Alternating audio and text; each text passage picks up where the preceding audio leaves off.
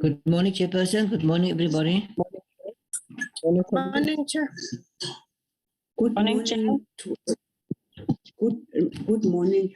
Good morning to our department and good morning to our visitors. Honorable members, let me take this opportunity to open this meeting, and also let's have a silence of a moment about our players and one official who passed on Sunday. And then let's say that as a committee, we are passing our condolences. May their soul rest in peace. It's a pity that some of us will experience this one other year, which I've forgotten, Honorable Mshongo. The same players, they were coming from Johannesburg, they were involved in the car accident. I had to go even then, visit them. They were hospitalized. Let's put our prayers with the families, and just few minutes, let's bow our heads in remembrance of themselves. Let's do that, honorable members.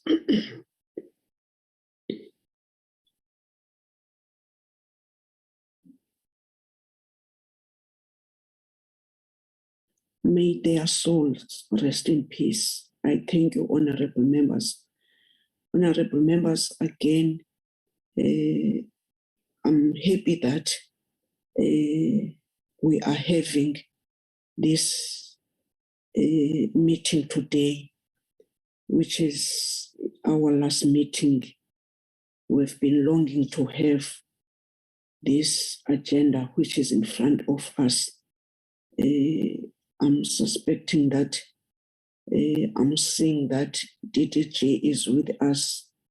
DDG Sumaya Khan, you are welcome with your entourage if you are not alone. And I'm suspecting that our visitors, they are going to introduce them. By those words, honorable members, we must not forget that this is our last day being this committee, but we can communicate as leaders of the committee with any other things that maybe want to prioritize, even if we're coming back. Let me seek apologies. Okay, before that, let me put the proposed agenda to be adopted. I've seen at the hand of Honorable Mshongo. Honorable Mshongo. Chairperson, good morning, colleagues. Good morning, Chairman, the leadership of the department, and SME South Africa. Chair, I concur with your sentiments. May their soul rest in peace, but nonetheless, Chair, I move for the adoption of the agenda. Thank you, Honorable Mshongo, for those words. Any second? Honorable Malomani. Morning, Chair. Greetings to everyone.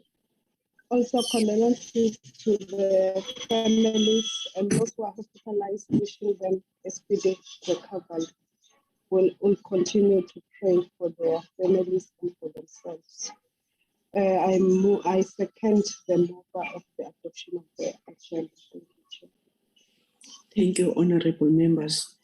The agenda, it's now adopted, and the motion of condolences have been seconded by honorable members. Honorable members, this tragedy happened in Aberdeen in Eastern Cape, and these people were from where I'm coming from in the OR region. I'm thanking on behalf of this committee that the MEC of Sport, Arts and Culture in the Eastern Cape immediately visited the families. The DM did call me, honorable members, as before even the apologies. As I'm sitting here, the DM reported that she is on her way to visit again those who are hospitalized, and also to visit the homes of these fallen players. They are scattered as far as Bizani, all over. So can I ask apologies? Thank you, Madam Chair. We have an apology from the DM, as you have already mentioned. She is in the Eastern Cape. And we also have an apology from the Minister, who is in Senegal, accompanying the President on a state visit. Thank you, Madam Chair. Madam Chair, please also note that the President of SASCOP and some of the board members are also in the meeting. Thank you, Madam Chair. Thank you about that information. Honorable members, I'm presenting the apologies to you, honorable members.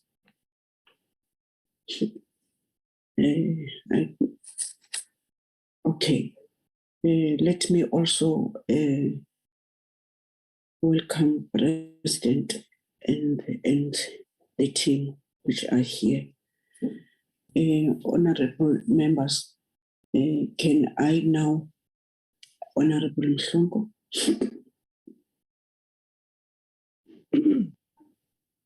Chairperson, we note apologies.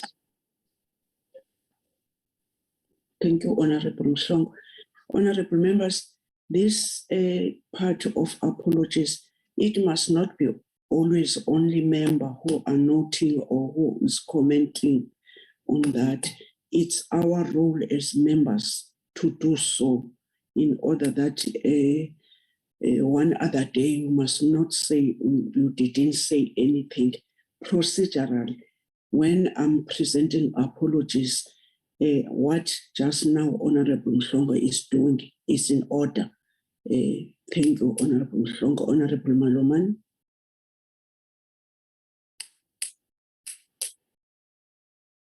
Is this old hand, Honorable Maloman? No, Chair. I just wanted to say I also note the apologies and accept them as presented. Thank you. Thank you, honorable members. Can I now check with the department, check with the president of SASCOP that today we are all here. I'm suspecting that now you are going to be part of us as the committee to listen in this issue of our Swimming South Africa when they are presenting this allegation of child sexual abuse. So by those words, I'm not forgetting you. You are going to be part of us, and then come the questions. I'm suspecting that you will do so. I wanted to give the leader of Swim South Africa and thanking them that they are with us today. I know that they were struggling. They wanted to do any other things which were not in their favor when they're thinking of some other issues that how can they handle. Thank you that now we are with us as an oversight committee. I'm giving to someone who's leading, and will tell who is here. I thank you. Good morning, good morning, committee. Good morning, members. Good morning, everybody that's in this forum. Thank you for the opportunity to address this committee. Apologies for our CEO. He's at the Region 5 games in Lesotho, very difficult with Wi-Fi and connectivity up in the mountains. I want to firstly, Honorable Chair, if you'd allow me an opportunity to express Swimming South Africa's sentiments that you've expressed in the committee for the tragic loss of life. Just a moment, Mr. Allen, Honorable Mslong. Chairperson, I'm not sure. I don't see Mr. Allen. Can we Who's speaking? see his face? Okay, Honorable Mslong. Okay. Your network, Honorable Mslongo, you are going to struggle. It's so poor. Can Mr. Allen Fritz show your face? And then after that, you can switch off your video. Thank you, Chairperson. Is my face visible? Yes, thank you so much. Honorable Mslongo, your hand is still up. Okay, Mr. Allen Fritz, you can switch off now. We've seen you. Thank you very much, Chairperson. I just wanted to take the opportunity, as you have done and the committee, to express our deepest condolences to Molokwani, the netball fraternity in South Africa, the families of those that has lost their lives in this tragic event. The country mourns with you, Honorable Chair, as your community from Akwanaiba, and we are deeply saddened by the loss of life and wish those that are going to participate in the national championships well, and we see the pain that they carry. Chair, thank you very much for the opportunity to present to you as requested about the sexual harassment cases within our fold. I must just, as an introduction, say, Chairperson and committee, Swimming South Africa is extremely sensitive throughout our structures towards any improper conduct, or in particular that of a sexual nature towards minors. We have been in the forefront of setting policies over the last 10 to 15 years relating to safeguarding harassment and abuse. We have introduced our child protection policy way back in 2010, and these policies requires those that are coaching to undergo stringent police clearance and other criteria for scrutiny. We have been, throughout our structures, ensuring that this communication takes place to ensure the safeguarding of our members. Swimming South Africa has been made aware of 3 matters relating to improper conduct. And this, the first matter that came to our attention was brought by an executive member of Swimming South Africa in 2019, and matter was not ready to be dealt with because the complainant at that stage wasn't ready herself. In 2020, the matter was brought back to Swimming South Africa, and the executive member informed us that the member is now ready to talk. In this matter, without breaching any rules in terms of protocol, procedure, and the law, Swimming South Africa has set out to investigate the matter, commissioned an attorney to do that, and we followed our internal disciplinary procedure in line with our constitution.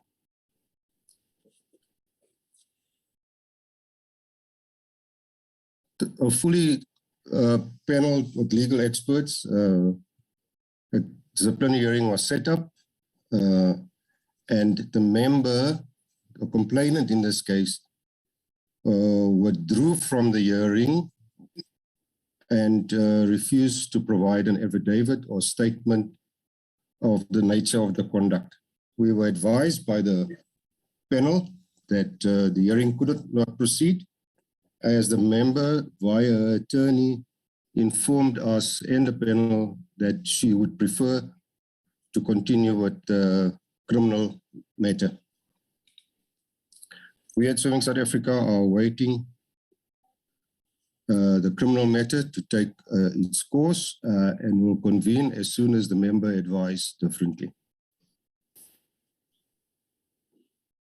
In the absence of an affidavit or representation by the complainant at the inquiry, as I stated, Swimming South Africa is unable to proceed in this matter. This matter makes it more complicated. It is about, give or take, 40 to 45 years old, and we felt that it should be best dealt with in terms of the procedure of the Federation in terms of its constitution and its disciplinary code. Swimming South Africa has got to date no knowledge of any criminal investigation into this matter or any authoritative status of where the position of the criminal procedures are. In the second and third matter, respectively, the process was dealt with by our provincial federation, and we have received communication from the provincial federation that SEPS was unable to conclude the matter and formulate charges, so the matter was withdrawn. That's the second matter, Chairperson. In the third matter, in respect of the third matter, we were informed by an affiliate verbally. We advised the affiliate that such a complaint should follow due process and a disciplinary inquiry set up and required that the member lodge this in writing. To date, we have received no complaint and no additional feedback from the person that reported the matter.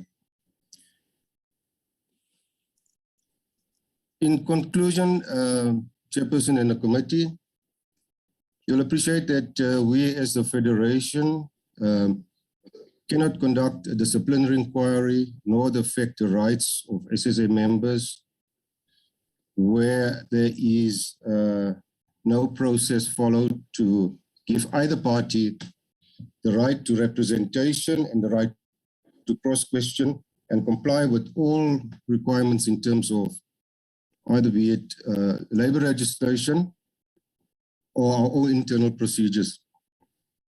We have been at pains to deal with the matter, but were advised by the attorney of the first complainant that she does not wish to continue with the matter and preferred to follow the criminal proceedings. SSA will expose itself to undue claims if such matters are dealt with unprocedural, and we are ensuring that we follow procedure as best as possible within the means of our own procedures and policies. Chairperson, in final,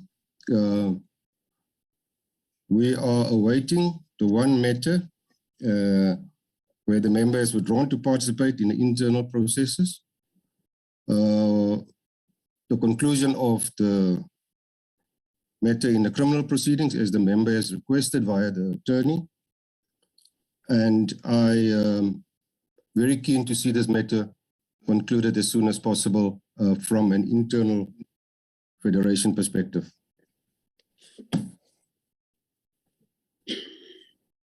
I want to assure the committee, honorable members, that SSA regards any allegation of improper conduct extremely serious.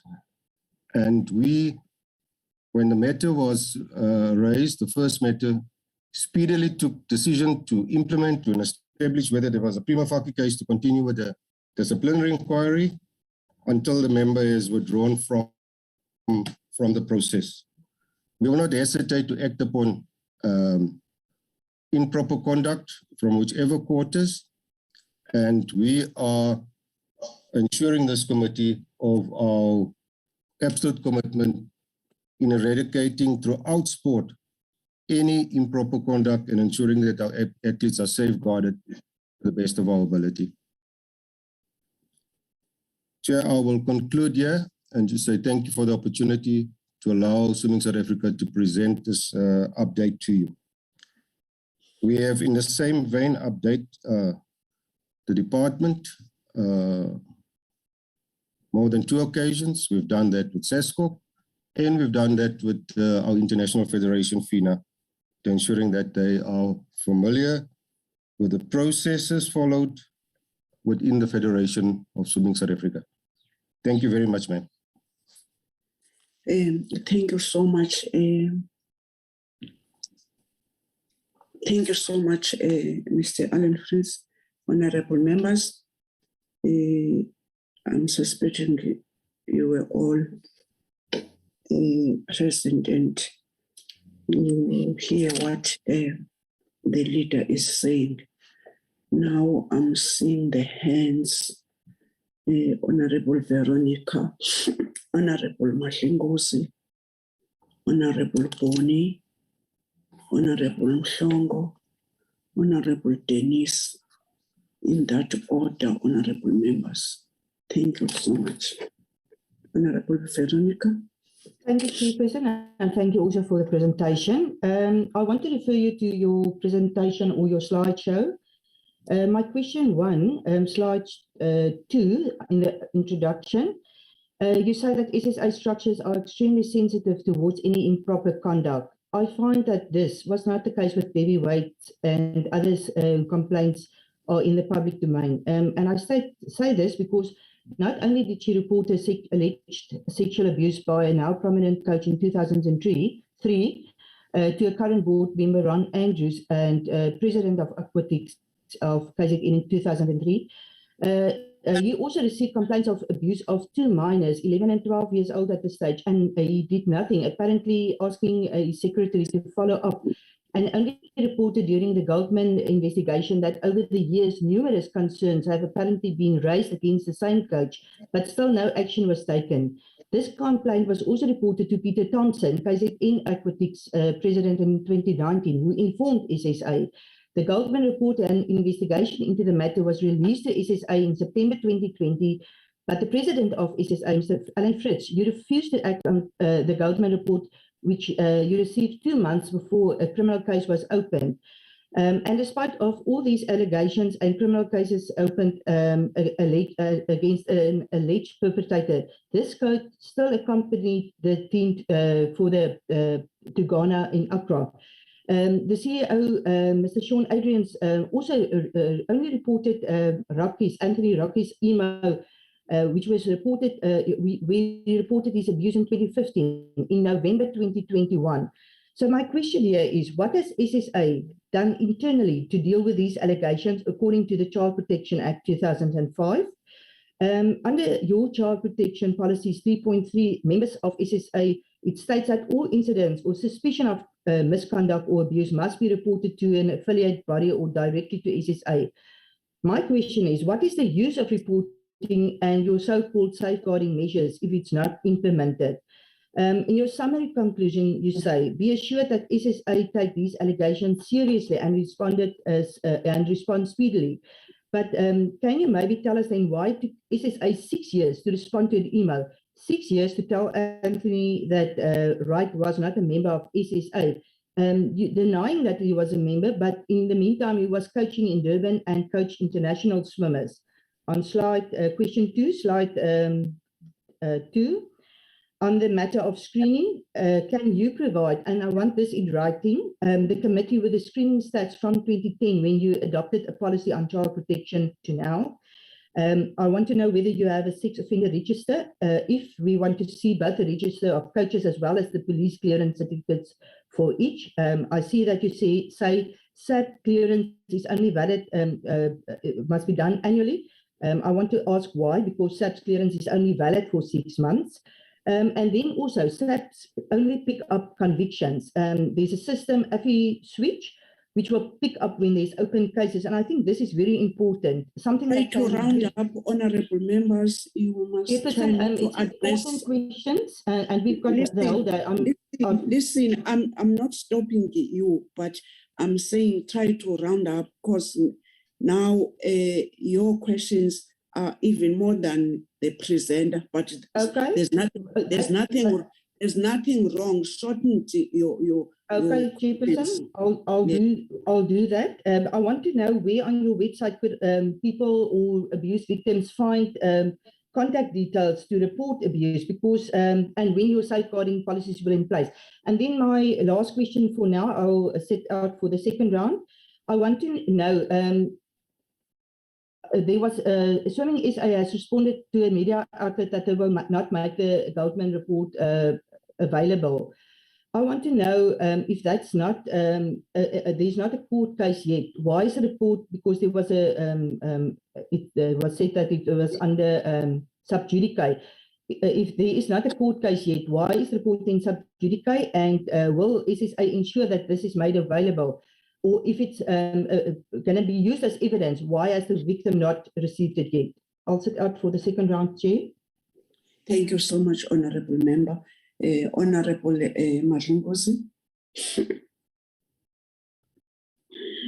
Thank you, Chair. I'm going to turn off this video. I'm in a place where they. No problem. All right. No problem. Once again, I welcome the I don't know whether to call it presentation or yes presentation, and I greet everyone from the department, my fellow colleagues, you, Chairperson, and everyone else. Look, I'm like looking on my side. I feel like I'm looking for a needle in a haystack here. As to it's all people speaking in codes and with no real people. It's like there's no idea. I know that we're dealing with minors here, but it's just one chessboard of the same white color or black color, whatever it is. I would love to know the ages of the alleged sex offenders, if there is one, more than one, and the victims. From the first one that was reported by the executive member, and who was that executive member that reported that one in 2019. And also, I would love to know the races and the gender of these alleged sex offenders and the victims. And the third one, I would love also to understand what the presenter was saying when he said the processes were not processed by the SAPS. There was no what you call the I don't know whether he said that I heard him right, that the evidence was not enough, and how now that when this is being investigated, then the victim is refusing to be in the processes of investigation, and then the whole thing has changed into a criminal offense. That is where now I'm getting confused at all as to what is going on here. And so can we have a very clear picture as to who did what and to a child of this age and what age and all that, and the parents did say no, they don't want to do this because blah blah and all that, so that we know what is going on. If that will be interfering with the law, that they cannot explain those things, what is the point of us talking about looking for needles in the haystack? Thank you, Chair. So painful, this discussion today. Thank you, Honorable Matlingos, Honorable Bonnie. Good morning, Honorable Chair, colleagues, and the team from Swim SA. Thank you.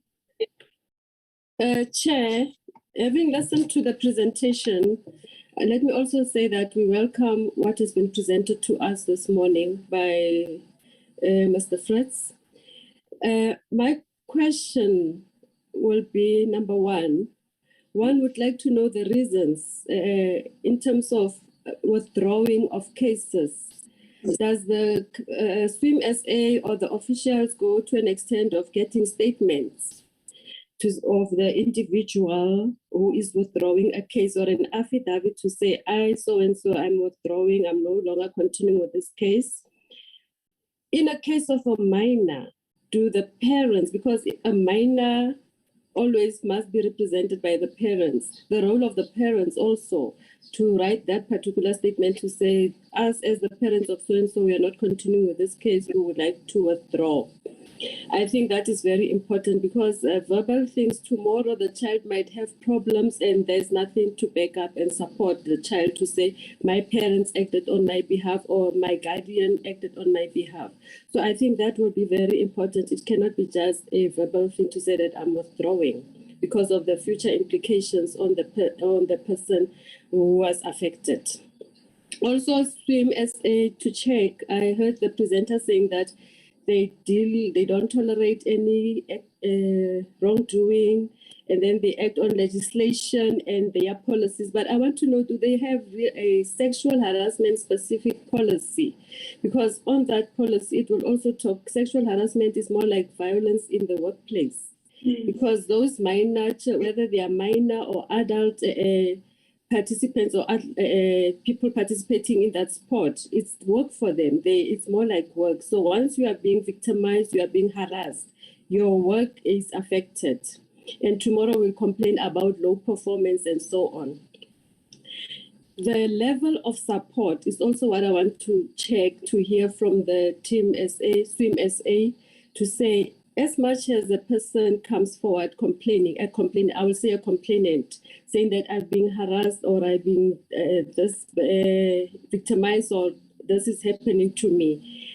The level of support right there at the Swim SA, is there a team or a committee that works and deals to make sure that they take this person along, support them throughout towards even the finalization of a case, whether it's disciplinary, internal disciplinary, or criminal case, because support is also very important. And then also the performance.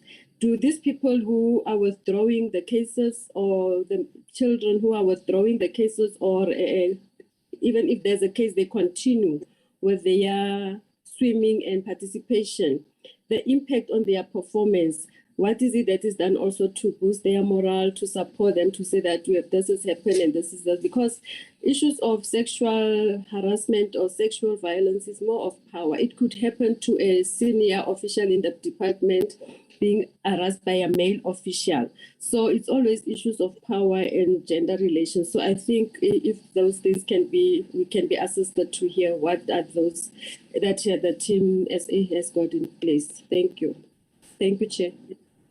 Thank you, Honorable Bonnie. Honorable Mshango. Thank you, Chair. Chair, I wanted to find out, is Mr. Allen alone in this meeting? That is the first thing. If not, why did he not introduce fellow board members? And what is the reason for him not to take us through the actual presentation that they gave us? Why did he do a verbal presentation? What is this all about? Mr. Allen, do you know any information or any details about the Goldman's report? Can you share with the committee what is the Goldman's report all about and its recommendation? Do you have any relationship with the Women's and Men's Against Child Abuse? Does Swimming South Africa has any relationship with women and men against child abuse? If yes, when did you last have engagement with them? If no, why not? Do you have any policy issues within the issue that we're talking about within Swimming South Africa? I wanted to find out before 2019, 2020, do you have any issues that have been flagged or that they spoke about young girls or anyone within Swimming South Africa that we are aware of? I wanted to find out why is the perpetrators, or no, not the perpetrator, why are we reading in the newspaper this issue has been happening more than 20 years within Swimming South Africa and nothing has been done so far? I wanted to find out, do you assess or do you evaluate before members coming to join? Do you have any clearance or screening processes that you go through that you have within Swimming South Africa? If not, why not? If yes, why was it not used? Last question, Chair. I wanted to find out, especially to the SASCOP, what is their stand on this issue? How far have they gone through? What is the status? Thank you very much for now. I'll have the second bite. Thank you, Honorable Mushongo. May I give Honorable Dennis? Thank you, Chairperson. Good morning again to all stakeholders. Chairperson, yeah, I read through this presentation, and although we received a bit more detail now, the presentation did not say much.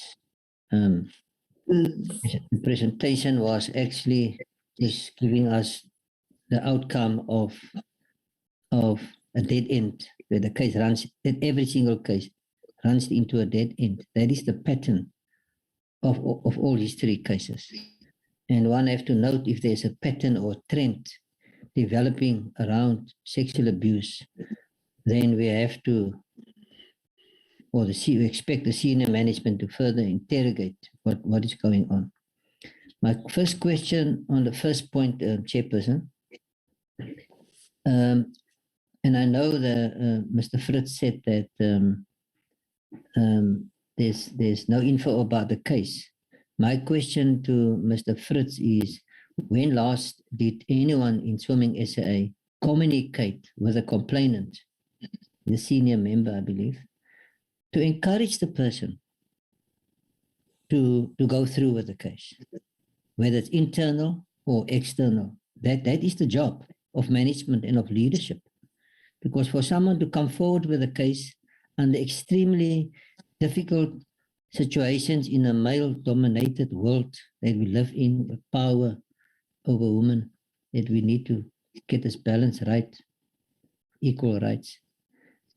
I want to know when last was that communication to encourage and ask the person to rethink, to consider, because why would someone come forward and then all of a sudden there is no case to pursue? And there sometimes it's more to do with intimidation. On the second point, Chairperson, I would like to know, after SEPS indicated there was no evidence or reason to formulate the charge, I want to know what was the response of the complainant. Is the person happy because SEPS says there's no evidence? Or is the person not supported or given other options to go and find out what more one can do? One doesn't have to stop at that one investigation or investigator which SEPS identified. On that second case as well, I didn't hear if there was an internal inquiry. All I've picked up is that it was referred to SEPS. So I'd like to know if there was internal inquiry or disciplinary hearing. And then on the last point, Chairperson, I want to know, why is SAA not proceeding with disciplinary hearings on a person's verbal statement? We don't have to have a condition that a person must have an affidavit or written statement. I don't think that is that is procedurally correct. That statement can come as the process unfolds.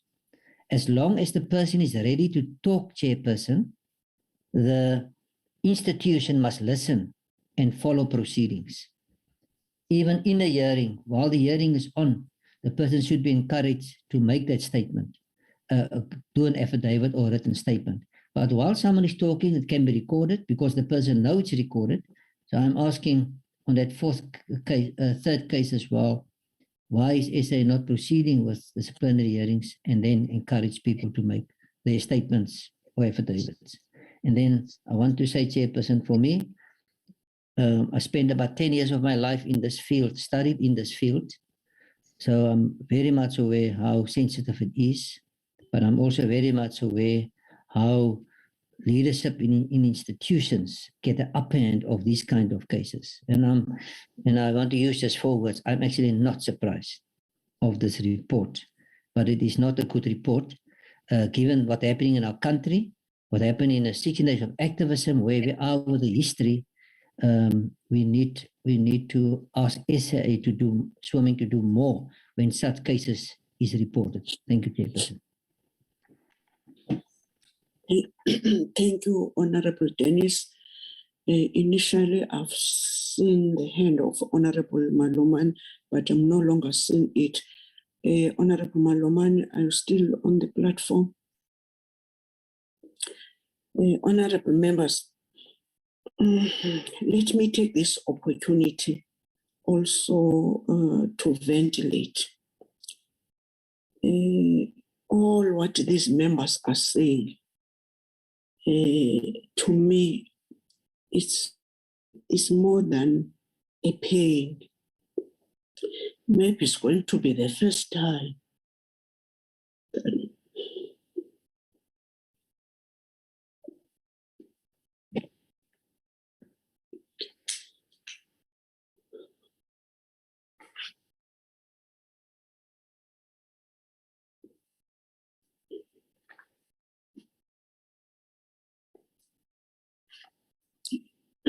I'm sorry. Maybe it's going to be first time that some of us at a young age, 6 years, you experience what today we are discussing in this committee. I was never ever think that I can be in a committee and in an institution where we are faced with what some of us at 6 years old. Fortunately, Honorable Dennis, as we are saying that your 10 years experience,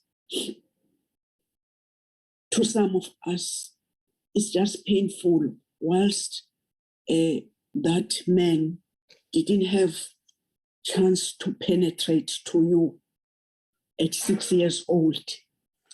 But whenever you are looking and in the media, seeing this thing that is still happening, and you didn't have even a chance of anyone who was going to be taking that incident for you because you were a minor and you were in a situation where the parents, what made me to feel bad, it's what still today is happening, whilst we still now learn it and have rights of parents and kids. Then we were not having our rights. You were being told that what happened or what nearly happened to you, you are not going to tell any member of the family. When somebody of your family nearly raped you and you saved yourself, maybe by God's will or by having that God that you did have a very powerful strength to take this elderly somebody and throw him away from you, from your body.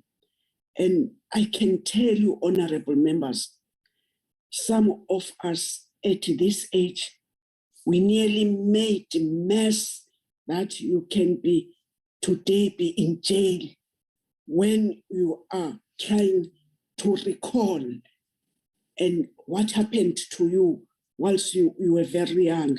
Now, because you are growing, being a gender-based violence woman, and I do feel that today this is not justice.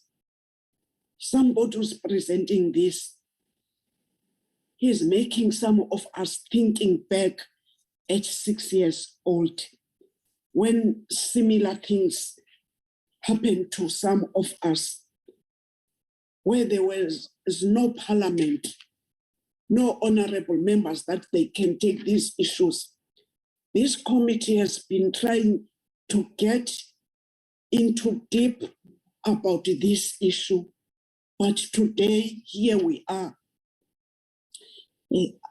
I want to be strong because I'm a leader, I'm a woman, and this is, when it's 16 days of activism, some of us, that pain does come. And let alone today that is coming just on our doors as this committee. And I can tell you this committee is very passionate about the oversight. This committee is very passionate on whatever work which is doing. But here we are. This is not justice, what we're getting today. Let alone other members are saying that we are not given the presentation. Honorable members, we have weeks and weeks with that presentation. There was nothing that we were going to get from that presentation.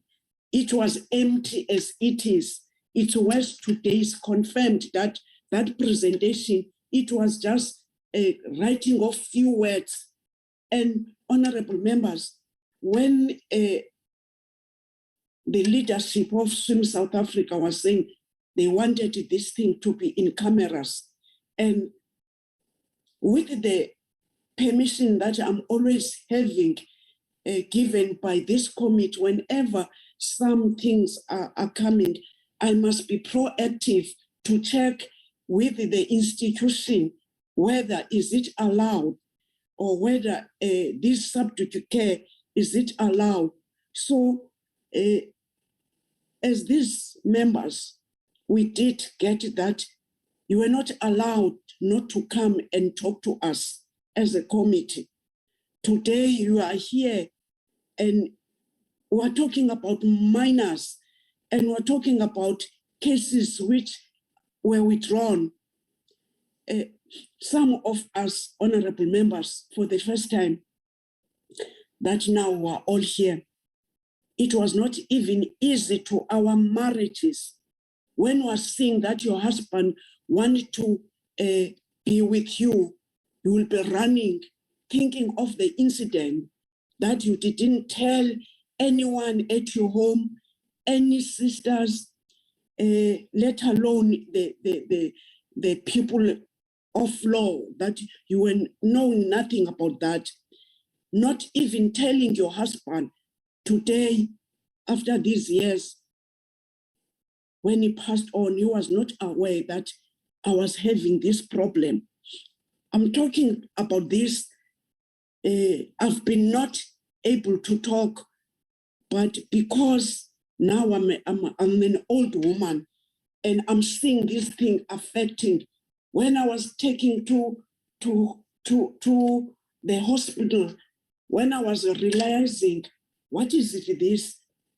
I nearly do something that today I was supposed to be in jail, because when we are starting to realize what happened to you, what nearly happened to you, I had to grab that official. That doctor was trying to assist me. and no one was having power to take me off because I was just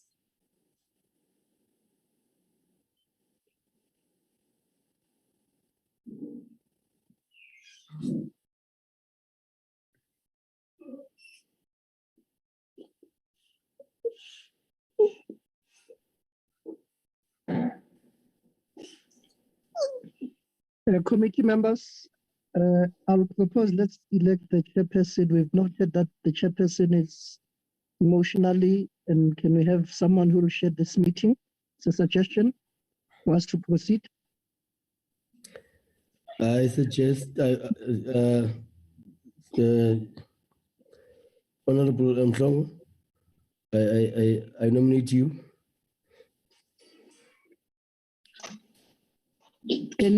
Any second or counter? No, I think she'll be fine, Honorable Mhlongo. Okay, thank you. Honorable Mhlongo, I think maybe the staff can assist us. I don't know firstly, so that maybe we can continue. I don't know first, so that we can get that advice, because I think it was supposed to be themselves that are handling this matter, so that we can be sure that the chairperson is in charge. But I also did see her now, but because I was in and out of the meeting due to the connections. But I'm proposing that. I'm sorry, honorable members. Yeah. Thank you for the upfront leadership that we are doing. I need to be strong. I'm a leader. Honorable members, your questions, you're passionate about this issue. It shows some of us that we are being led in this parliament with these leaders. In those words, I'm saying I don't see anything that we're going to get in this meeting today. What this presenter is doing to us, it's not supposed to be like this. And I'm concur with you, honorable members. It's not supposed to be like this. This is not the report, and I'm feeling that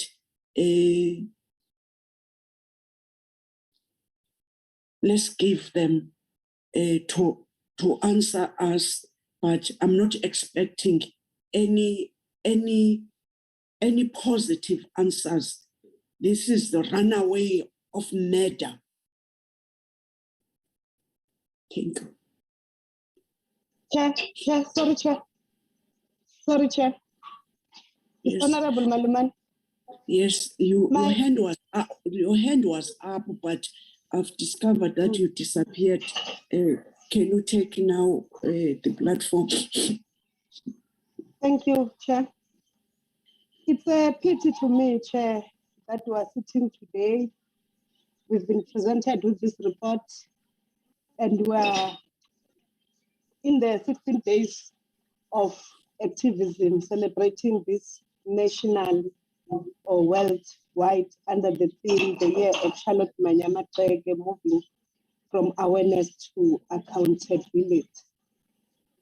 Chair, I'm so surprised because the presentation, it was just, I thought maybe it was the chairperson's remark, because there was a presentation that we did receive, but it was not presented today. It was just the chairperson speaking or the president speaking about this issue.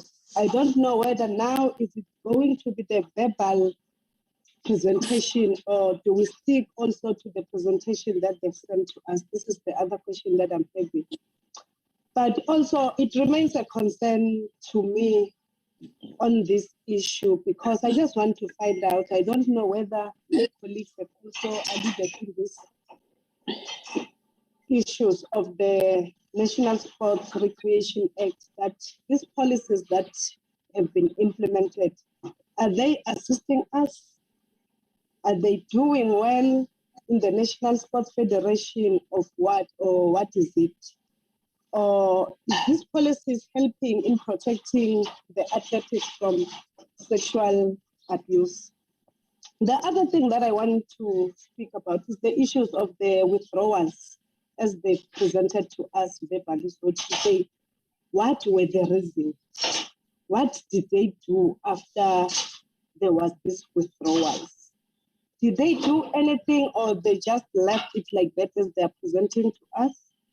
And I also want to pose question, especially to SASCOP, to say, SASCOP, what are you doing in the event of this sexual abuse, not only in the swimming SA, in the sports fraternity at all? What are you doing? And if you've got cases, how many cases did you have? Are there any resolved cases on these issues? Whether is it swimming SA or whatsoever, because I can see this is a matter that we are dealing with nationally. And this matter, if we don't take it seriously, all of us, you can think as a person because you are not affected, but come tomorrow, you'll know what is it like to live in this kind of a situation. I just also want to find the support that SASCOP, Department of Sports, or even Swimming SA that they've given to these people that they've laid this allegation to say, are they support? How are they supporting them? How are they coping? How are they doing so far? Is there anything that they are doing? Also to the department, I don't know, is there anything that the department is willing to do? Whether to do investigation on its own or I don't know. Because all of us, we know that we need to make sure that we do act on this issue. Whether is it in our community, it's in our workplace, where we are, we need to make sure that there are policies, there is everything that is going to protect these people. So I just want to find out what is it that the department is doing when there are this kind of situation in their own intervention. Thank you, Chair. Thank you, Honorable Emma Romane. By now, Honorable Boni, I'm suspecting you can have a follow-up because I don't know, I'm seeing your hand, or is it an old hand? And I'm seeing Honorable, I'm seeing Honorable Mandlingos. Can also I agree that let me give chance these hands were still up once and for all, and then we'll do maybe follow-ups, and after the responses, I'm noting Honorable Boni, Honorable Madlingozi, Honorable Adams. If there's any other member wanted to take the intake, Honorable Van Dijk, in that order. Honorable Marekwa Boni. Thank you, Chairperson. Maybe let me take this opportunity as I come back again to say, to commend you. To commend you. You are human. There's nothing wrong. You are human, and these things do affect and touch sometimes on our, beings as human beings. So I need to commend you that, and also the leadership that you have just shown us here. And also, Chair, I want to emphasize maybe from what I've said earlier on issue of support. I think what Swims SA needs to do coming out of this meeting is to ensure the counseling, psychological or what they call it, counseling of those complainants or victims. Whether they are continuing with the case or they are withdrawing the case, let there be that support. Because earlier on, I mentioned on future impact when these things, when people are not supported, these things will tamper with their future lives and so on. So I think there is much reason to say that let them go back and look into those people and call them for counseling. If they are minor children, they must come with their parents for that counseling, whether they're continuing with the case or they are withdrawing. But the statement for withdrawal must be there. Thank you, Chair. Thank you, Honorable Mareko Boni. Honorable Mashingozi. Thank you, Chair. I must also follow up with my colleague, Honorable Mareko, that I commend your strength and your power to be able to face the I would call the devil from the past of all the difficulties that the chairperson had to face, regardless of not being assisted by the police of that time. Was also they could have been your distraction, so to speak. But here you are, but still the pain it still cuts very deep, which means now as a committee now we are being given the future of these young little boys and girls that they are going to be facing if they don't get the right assistance from now on. And for these Swim South Africa to come here and disrespect this committee and come and say nothing here, showing that they never even wanted to come here. They wanted to talk this into a closed, maybe in a closed men's room where they talk about people's futures that they disrespect. And if they come here to disrespect us, then this is not the right platform for them to do that. As Honorable Dennis has said that he's got a lot of information and he knows that this is just nonsensical for them to come and give us this verbal presentation as if they're just making but because they don't care, and I think that that needs to be changed. I don't know, Chairperson, how this will definitely take us forward, but all I can say is this needs to be taken very seriously, Chairperson, and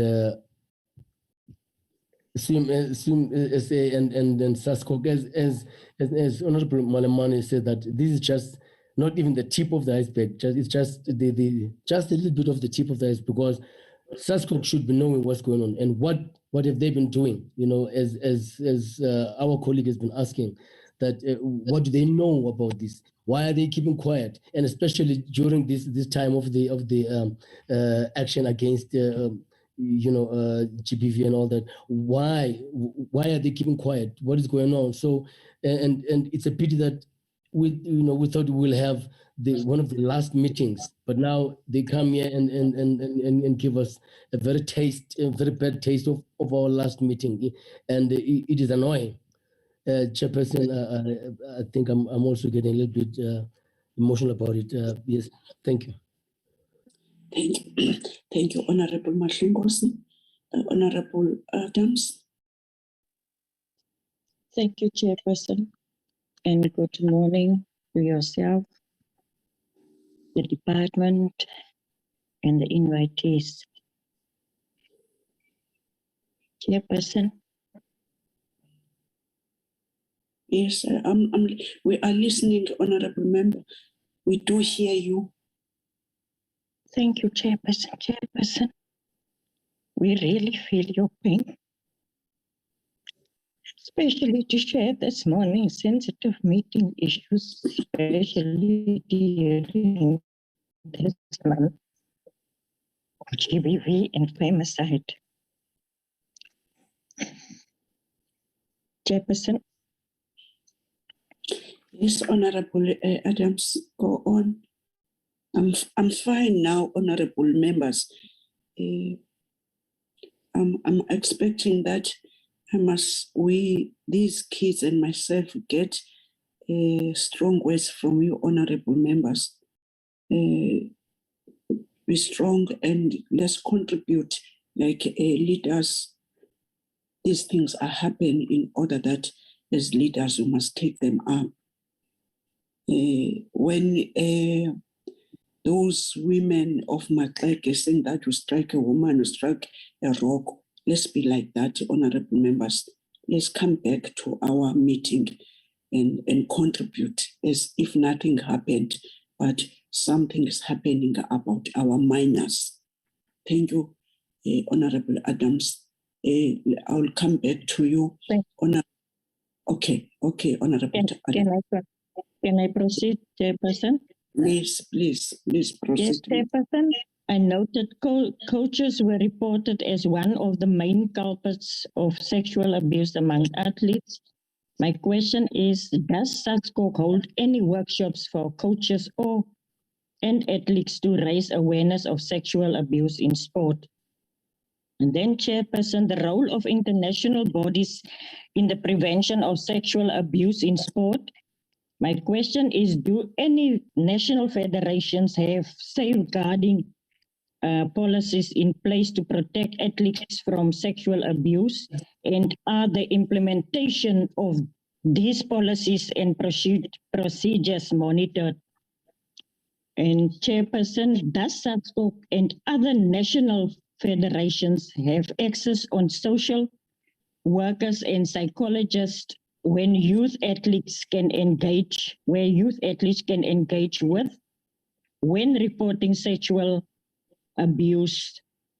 And Chairperson, to the department, will the department be launching its own investigation in allegations of sexual abuse in both swimming, South Africa, and gymnastics? I thank you, Chairperson. Thank you so much, Honorable Adams. Honorable Veronica van Dijk. Chairperson, I think sharing your experience demonstrates the damage done by abuse and the importance of actually implementing safeguarding policies by federations to protect our athletes.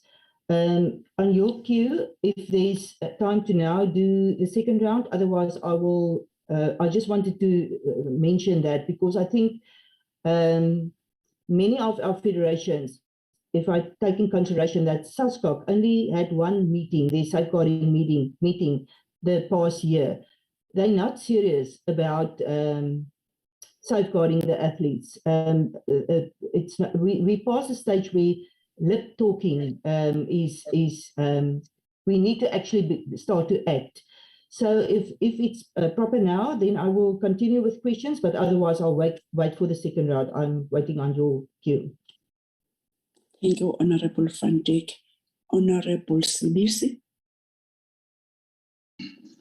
Thank you, Chairperson, and greeting to all members, including Swimming SA and SASCOC. Chairperson, I also wish to join members in the queue. The SASCOC as the mother body of all federations are the ones who are the culprit here, because firstly they should do something to accredit the coaches, and coaches from every federation should have should have a contract with SASCOC. If things are like this, and yet SASCOC has done nothing, definitely it means we cannot trust them with our children. What is happening in the swimming South Africa, it's definitely extremely uncalled for, and we also need that the department should do something and do their own investigations. Those kind of coaches, we don't need them. We can't trust them with our children. So my question will be, what is it that SASCOC will do as of now in terms of coaches in every federation? Because this is not only happening in swimming South Africa. It looks like it is taking place in every federation. So SASCOC must come up with something that will tell us and tell the country Where is their stand? What is it that they will do with the coaches? And another thing that is a problem with these federations, they just take every Tom, Dick, and Harry, I'm sorry to say that, to be trusted or to be a coach without even an accreditation, whether it's at a level 1 or a level 0. Just a mere man or an ordinary man.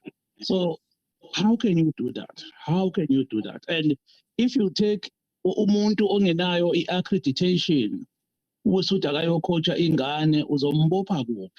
Because that person doesn't even qualify to be a coach. So SASCOC, you are not doing enough. We trust you. We are being supported by the department, giving you the money. You have to train those coaches. You have to make them accountable.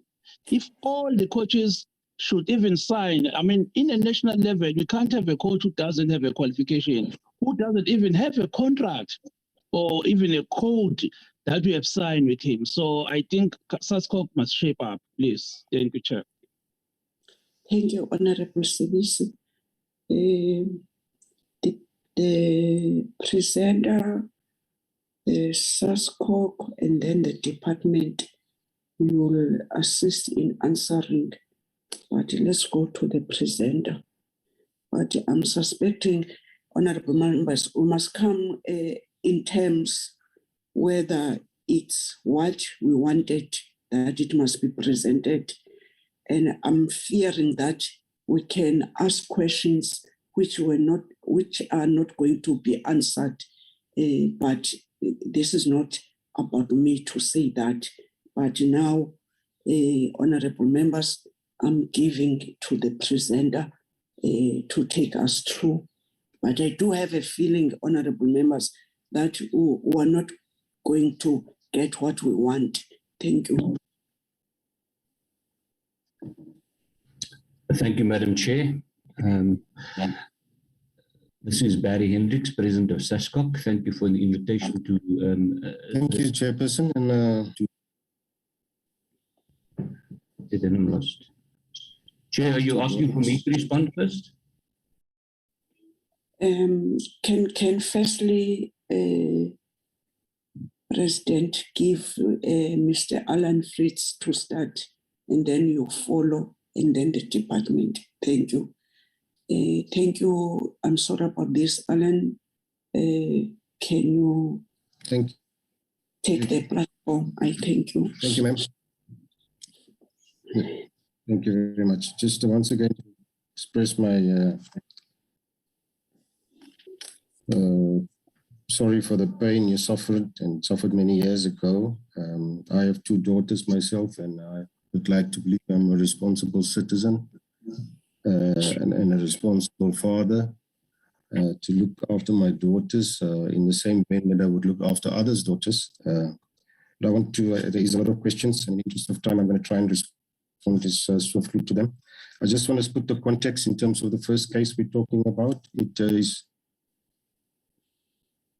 I'm not trivializing it. It is a very serious matter, this, and our whole country is beset with these kind of issues. The first matter was not a matter between a coach and a athlete. Both were athletes, and they were in the vicinity of 11 and 12 years old. So this matter is about 45 years old. Hence our approach to do this procedurally correct, so that both complainant and transgressor can respond appropriately. Unfortunately, Chairperson, the complainant via a lawyer wrote a letter of withdrawal to the attorneys of Swimming South Africa, and also to the panel of legal experts that was chairing the inquiry. So it is, and it was completely out of our hands, because we wanted an impartial approach to the matter. That is important, so that there's no bias whatsoever. Just in response to Honorable Van Dijk's questions, in terms of screening, we have very stringent screening of coaches in terms of coach education. They have to be a certain level of accreditation in terms of coaches qualification, police clearance. She questioned why it's 6 months. Our policy calls for a year. I wasn't aware that there's a law that says that every coach must get a 6 months clearance. If that is in fact so, we will rectify that process. Continuous professional development in coaches is an annual event to ensure that coaches' careers are well published in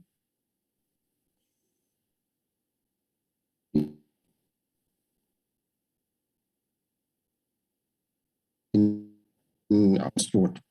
We don't use the word grief by whatever process to address that at the lowest level of the organization so that it can be referred to appropriate structures of Swimming South Africa. Swimming South Africa has been in the forefront of safeguarding, and the question was, do we work with women against child abuse? We, in fact, have our own safeguarding organization that we work with, and I think that was also a question asked by another member. The Goldman report is an internal investigation of evidence that will go to the internal hearing, reconvened once the criminal process has been completed, or to partake in a criminal in the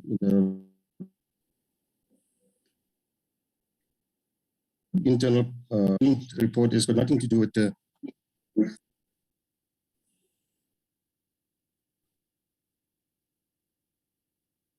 South African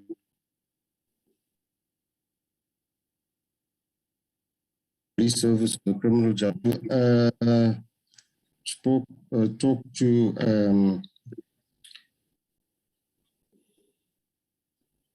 Honorable Member Madlengozi, referring to the ages. As I said, that at the time of the matter that is at the end, is approximately 12 and 11 years old. Honorable Member Madlengozi also wanted to know the races. As far as my recollection, it's all white in terms of our classification.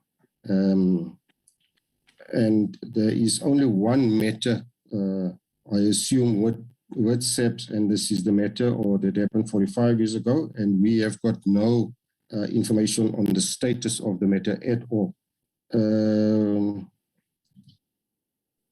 I want to ensure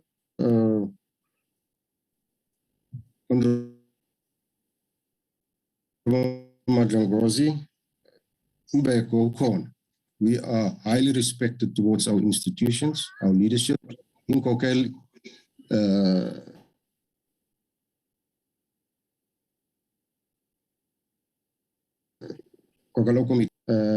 and this is institutions that we talk to today. It is a South African issue that we have to take very serious, and we have, and I have alleged victim support, any support that she would require. I have put that to her, and she said that she doesn't need it at that stage.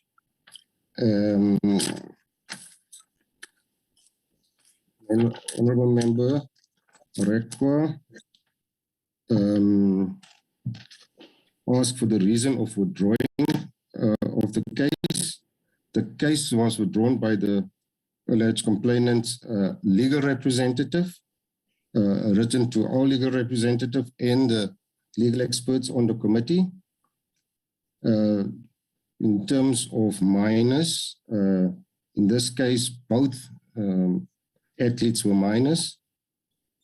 In the case of this second case, it was an athlete and a coach, and that is the matter that there was no conclusion from a SEPS point of view. Sexual harassment, sorry, Chairperson.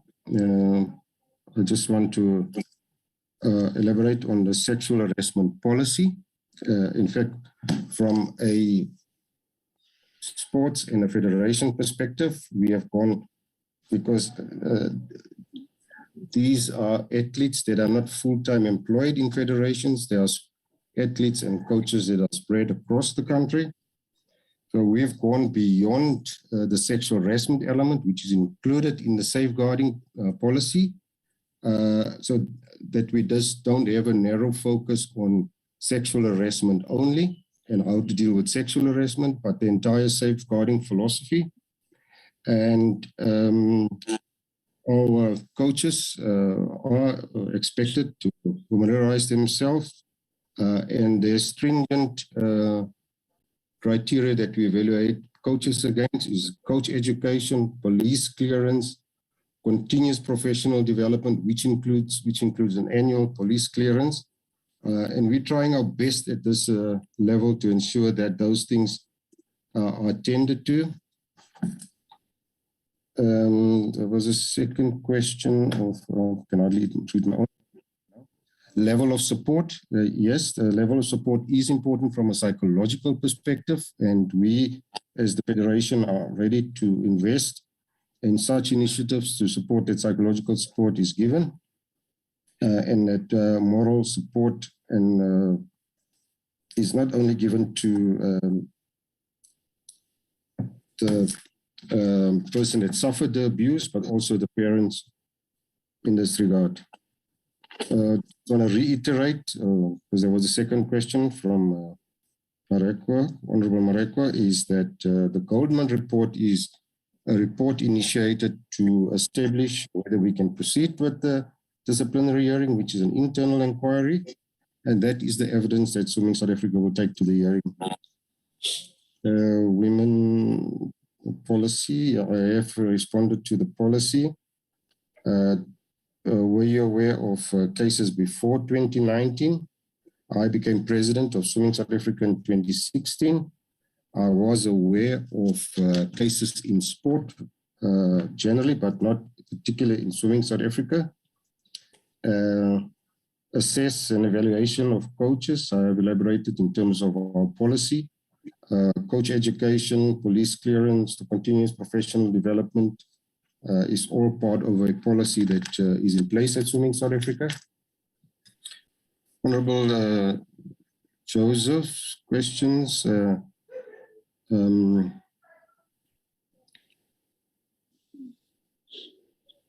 just trying to siphon my own handwriting here.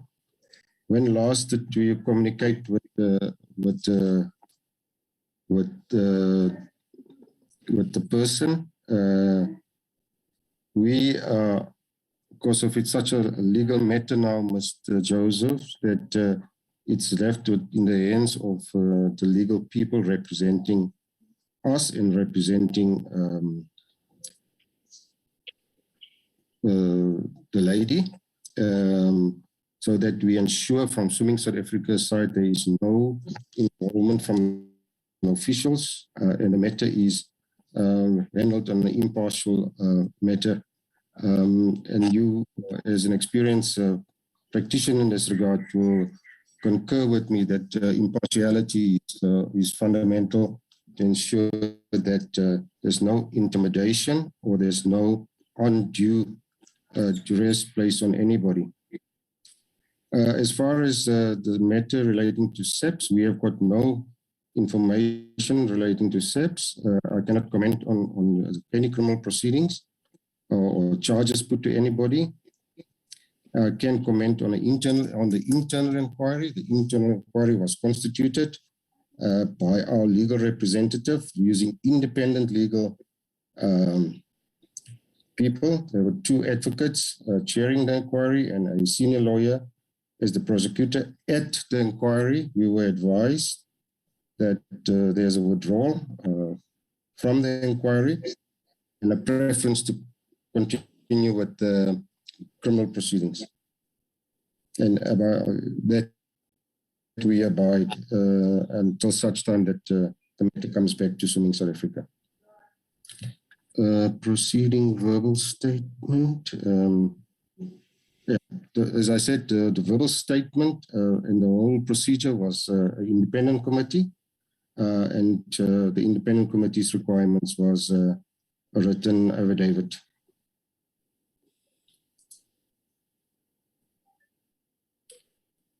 Chairpersons, your comments was more around support for the complainant, and as I said, I have offered the complainant the psychological support, and the complainant felt it was not needed at that point in time. Member Adams, I need for SESCOC to respond on culture, education, culture workshops, and I'm sure that SESCOC will respond appropriately. All I can say that this do take place, and it does receive a very high focus from SESCOC since about 6 years ago, when the safeguarding policy was worked on, and there is custodians in Swimming South Africa that owns the safeguarding environment, and SESCOC will speak on their behalf. Honorable Chair, I try to rush through these questions. If there's any clarity, I'm quite happy to give clarity to any of them. Thank you. Thank you, Mr. Ellen Frans, the President of SESCOC. President of Swimming, ma'am. I'm saying I'm calling now President of SESCOC. My apologies, ma'am. Okay, no problem.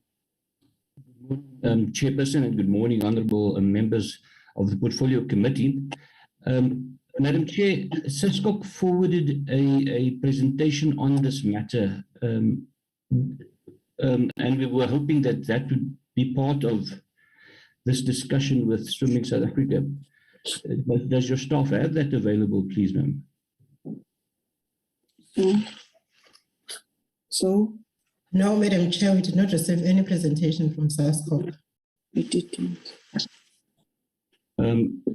I've just received an email to confirm from my acting CEO that such an email was sent.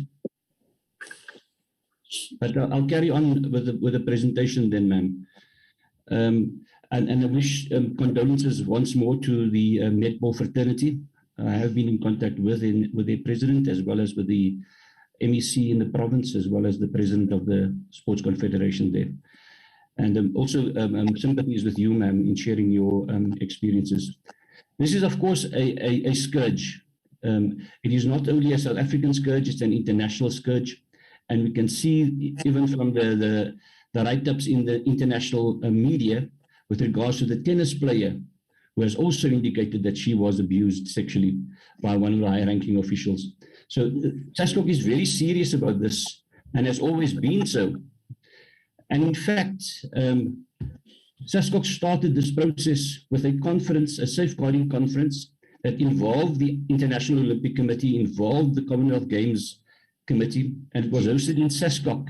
And the outcomes of this conference, and this is part of the presentation that I'm reading, the outcomes of the conference necessitated SESCOC to commence the draft of the safeguarding policy. In 2019, the General Assembly of SESCOC endorsed this. President, there's somebody, Zeki Molusi, is opening his mic or her mic. What's going on? Who's this? Still, her mic is open. Continue, President. Thank you, and thanks for stopping me there. I need to inform you that a board member of SESCOC is present, and that is Kim Popel, the board member responsible for the safeguarding policy, as well as the safeguarding commission, as well as the acting CEO, Mr. Ravi Govinda. Just a moment, President. Who's this? Madam Chair? Who's this person? Which one, Madam Chair? Zeki Molusi. I will just check now, Madam Chair. Madam Chair, maybe I can just confirm that Zeki Molusi is a representative from Swimming South Africa. He's the vice president. Oh, thank you. Okay, so Okay, must not just open and talk in Wales. The president is on. Just give me a Is second. on. Okay, President. We are sorry about this disruption. Okay, you can continue. Thank Yes, you. Thank you, Chair. So in 2019, the General Assembly of SASCOC endorsed the safeguarding policy. And we urged members to take it seriously. Some of them have and having incorporated their safeguarding policy. Part of the policy was the appointment of a safeguarding officer, the appointment of a case management panel, and training on safeguarding to understand what was required. The SASCOC board also appointed a safeguarding policy and an education working group. The terms of reference of this group was to provide strategic direction on policy development and implementation of the safeguarding policy, play an oversight role on the compliance and adherence of the safeguarding policy, do benchmarking to align to global trends, develop educational awareness guidelines on safeguarding, and develop guidelines on the reporting procedures, and then provide recommendation on accredited courses and standards on safeguarding. The case management panel in SASCOC was set up, and this panel is responsible for overviewing cases that have been dealt with by SASCOC members. The panel's responsibility was to ensure safeguarding principles have been adhered to and that the victim and perpetrator have been dealt with correctly. It consists of the Department of Justice, Department of Police, the Child Line South Africa, and a national athlete who will share athlete experience and needs, policy and needs, and then a policy expert on safeguarding matters. Procedure and process on case management flow. Now, one of the questions raised, Madam Chair, in our last meeting was there was a statement that we only had one meeting of the safeguarding group. And in the last meeting, I replied by saying that statement is incorrect. And in fact, the working group met on the 31st of March, the 3rd of August, the 27th of October, and the 27th of July 2021. The case management panel met on the 3rd of May and the 1st of July. Engagements with the working group and the case management panel took place on the 9th of September. And with SASCOC members, on 8th of May, a report was presented to the membership. So it is incorrect to spread information that the working group or the commission has not been functioning. That is incorrect. And we can send minutes and we can send this list of meetings to the portfolio committee if so requested. Just carry on. With regards to SASCOC, the board took a decision that all members of Team South Africa must do a safeguarding awareness course. Some will do the designated safeguarding officer course, and all officials will be vetted. No official who will be found to be on the child sexual and criminal register will be allowed to be part of TSA. SASCOC paid for this process as it was responsible for as a duty of care. With regards to the swimming case, the complainant lodged the case with SASCOC. SASCOC engaged its member Federation Swimming South Africa through our safeguarding officer. A communique was written to our member following a recommendation received from the working group. It must be noted that the recommendation from the group had to be ratified and approved by the board as well. SASCOC responded, Swimming South Africa responded to SASCOC indicating that they had followed due process. But as per their report, the victim was not willing to get involved on the investigation or disciplinary process. Swimming South Africa didn't wait for the criminal proceeding outcome as the SSA leadership had the responsibility to address the allegations guided by their own legal framework. And Mr. Fritz, the president of Swimming South Africa, has indicated the processes they followed. SASCOC has been inundated with safeguarding cases. And the public out there has an expectation for SASCOC to act immediately. And of course, SASCOC realizes that it has a duty of care. Over and above its what people perceive as its main mandate, and that is to deliver Team South Africa. This is becoming one of the key work environments and programs of SASCOC as well, based on these cases that are being raised now. We've now done a matrix of members who have adhered and who have completed their safeguarding requirements, and we can forward that to the portfolio committee as well. But when the issue goes to when criminal cases go to the SAPs, then we have to adhere to that particular process and follow that particular process as well. What we are going to recommend in future, ma'am, is for the various stakeholders to get together, portfolio committee, the Department of Sport, and all other stakeholders in this country, to put a strategy in place, because one of our recommendations from the international groups is that a separate independent system must be set up of whistleblowing in this case, or reporting sexual offences, and that body operates totally separate and totally independently so that they can advise all the stakeholders of this process. Now, SASCOC doesn't have that funding, and we will be working with government and yourselves to try and secure that, if that is going to be a national recommendation. With regards to the training of coaches, the coaches body, the professional coaches body, has just been established and has been recognized by SACWA. So SASCOC doesn't employ any coaches. The only coaches that go with SASCOC are the coaches that go with Team South Africa, but they are still federation coaches. So we do not employ any coaches. So SASCOC, with all due respect, we cannot be called culprits in this with regards to coaches. We followed the Sports and Recreation Act, which stated that we must form a professional body. That professional body has now been recognized by SACWA. So we've done our tasks responsibly, but we still hear the call out there to try and monitor the coaches' space within our national federations, and I fully appreciate that. Yes, on the cards are workshops from our Education and Culture Commission, as well as our Safeguarding Commission. And we are looking to educate our athletes, but also to educate our technical officials. Ma'am, if I may ask Ms. Popel if there's anything that I've missed, if she could, because one of the key questions is, where does SASCOC stand on this matter?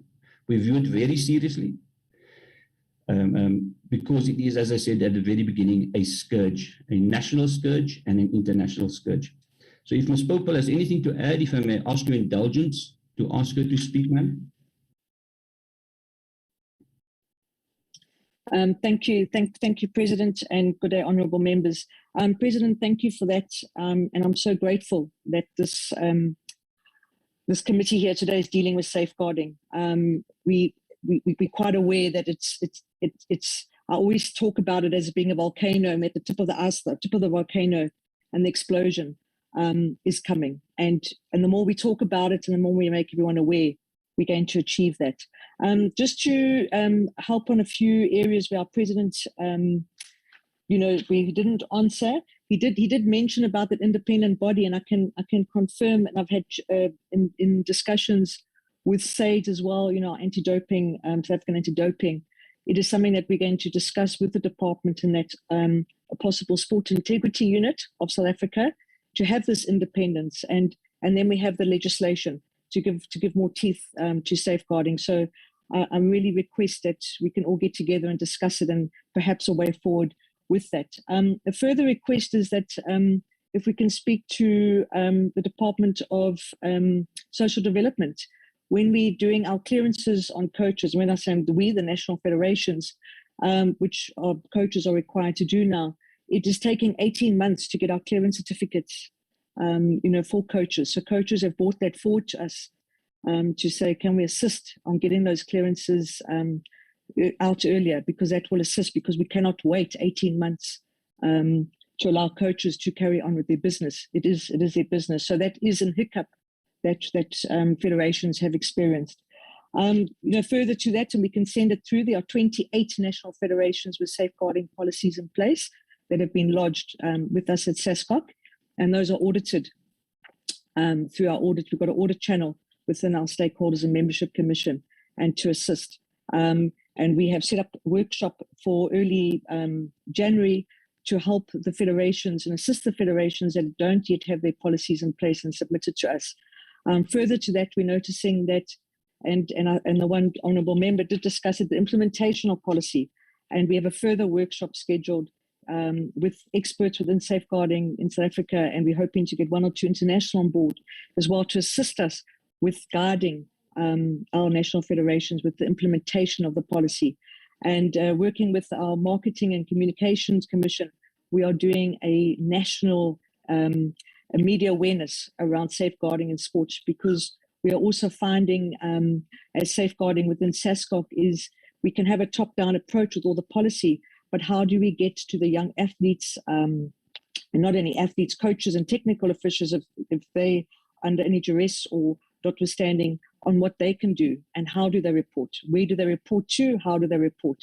So we're going to do a big media awareness campaign. Our Athletes Commission is involved with us in using high-profile athletes to assist us on social media. So we are looking forward to rolling that out as we've realized that there's an area where we can make bigger inroads into helping the athletes. The President of Swimming South Africa did address the question, where do we stand on the issue? As SASCOC, that reports have been sent through to both the department and SASCOC. It was the same report forwarded to both bodies on their cases. We are aware of SASCOC. SASCOC has had 1 safeguarding case this year, and we are formally aware of 7 other national federations with safeguarding cases on the go. Have any of these been concluded? Yes, there have been cases concluded, both through internal when it's more of a minor transgression, and as well as criminal cases. But there are a lot in the process with SAPS. I hope that has covered between my president and myself, but we are here should there be further questions. Thank you. Thank you so much. Is department want to say something?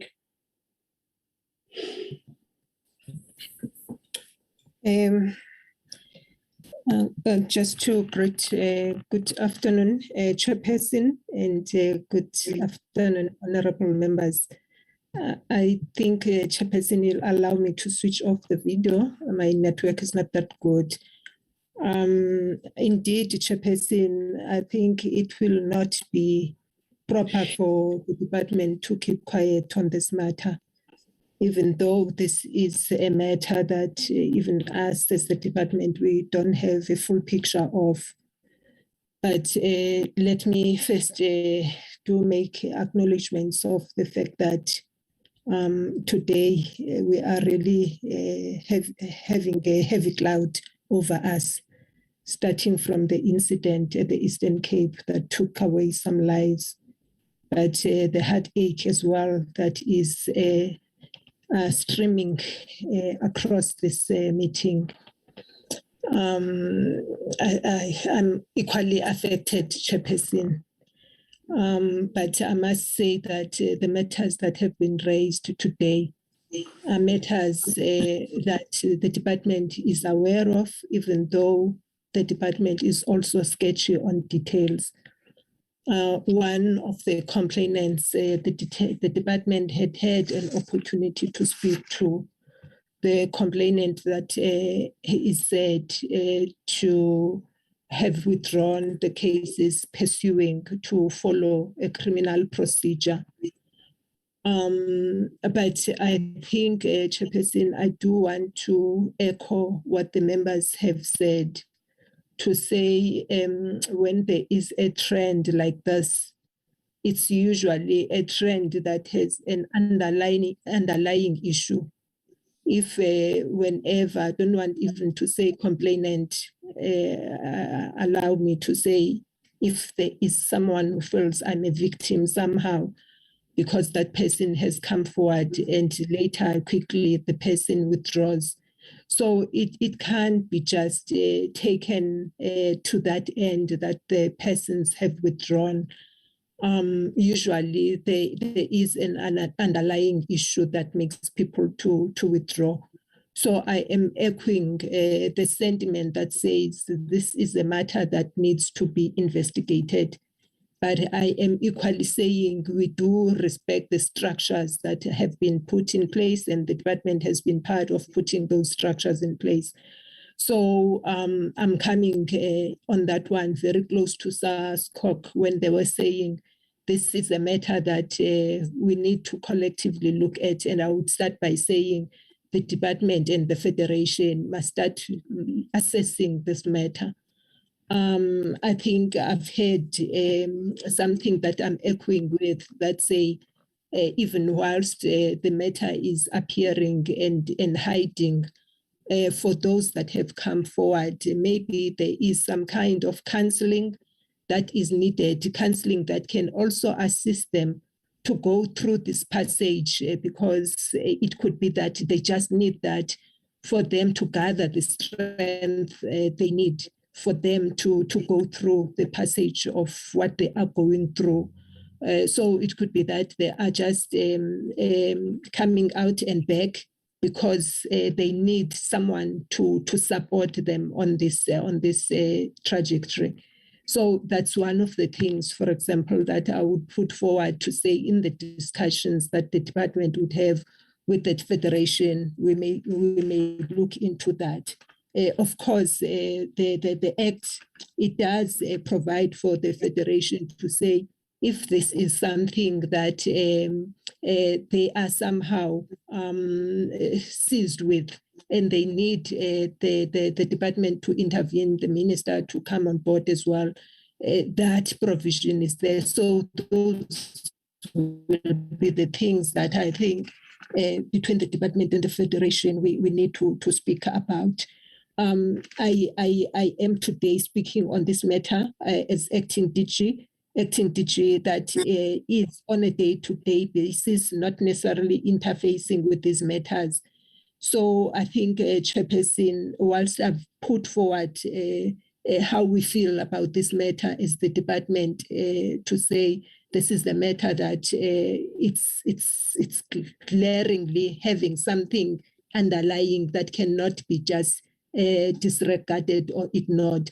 I do want, through you, Chairperson, to invite DDG Khan, who on a day-to-day basis is my colleague, who would have been interfacing with this more frequently than I tend just to catch it in the discussions of management, for her maybe to position something firmly in terms of the actions that would ordinarily be within her domain.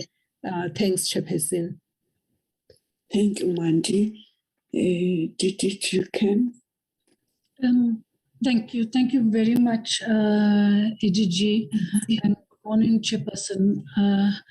Chairperson, at the outset, let me express my sorrow as well in terms of hearing you on this platform, pouring your heart out to us.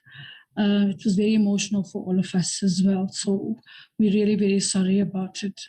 That, you know, as an adult, you now realize what had happened to you. So we're really, really sorry. And we pray to God that you get strength, because these things don't go away.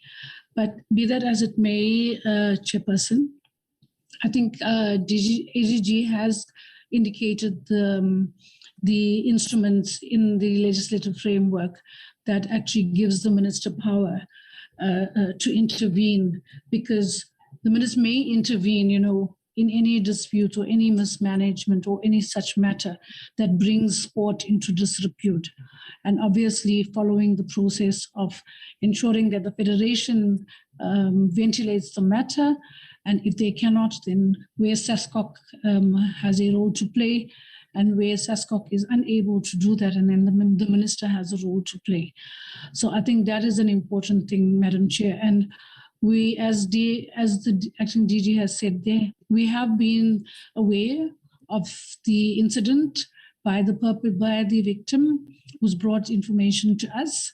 and we have engaged Swimming South Africa on that matter, and further gone back to the victim as well to indicate the position that Swimming South Africa has indicated, and she was very clear that she is not going to be part of their process and she wants to follow the criminal process. And we don't have any other information further to that of when the criminal, the court case, etc., was going to take place. Chairperson, I must also indicate that within our own programs, we have the school sport programs, and in the school sport program, in our championships, we ensure that the federations that are involved, that the coaches are screened. Yes, it takes a long time to get some of the results back, but we actually look at federations actually committing to the fact or ensuring that the coaches are actually orientated and workshop before they get to the school sport championships. And then with ourselves, the team that deals with security and safety, etc., has discussions and has interactions with the coaches, with all the team managers, etc., to indicate to them that we're dealing with minors, we're dealing with young children who are vulnerable. So our responsibility is to safeguard them. And those are guidelines, etc., that we would have as part of the programs that we have in school sport. Madam Chair, I think further to that, with the federations generally, we've realized there are gaps sometimes in how they operate and what services they require from us as a department. So in January, we're hoping to have a session with all the federations. Initially, we were hoping to deal with those federations that have new executives, so they understand when there's an issue with Home Affairs or with DIRCO or with SARS, how do they then interact with them? And our plan is to bring all of those departments on to actually address the issues that federations have around that.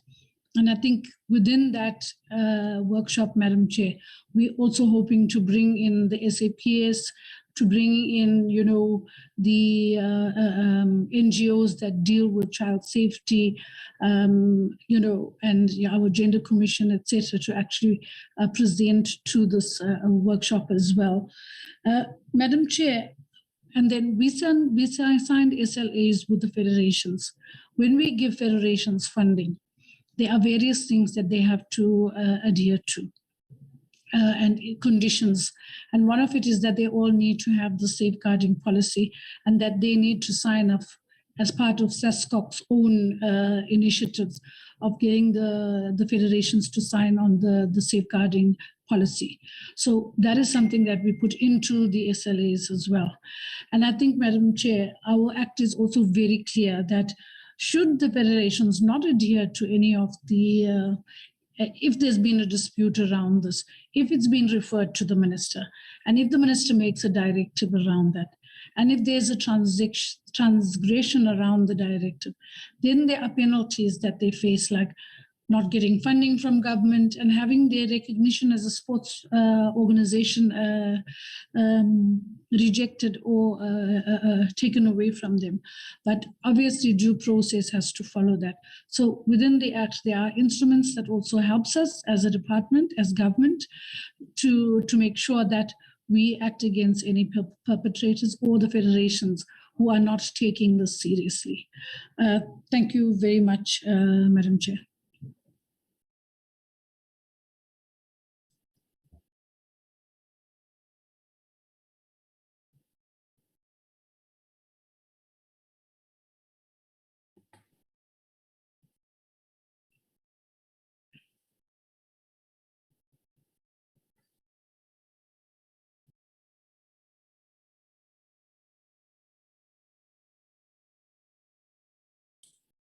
Madam Chair, you're on mute.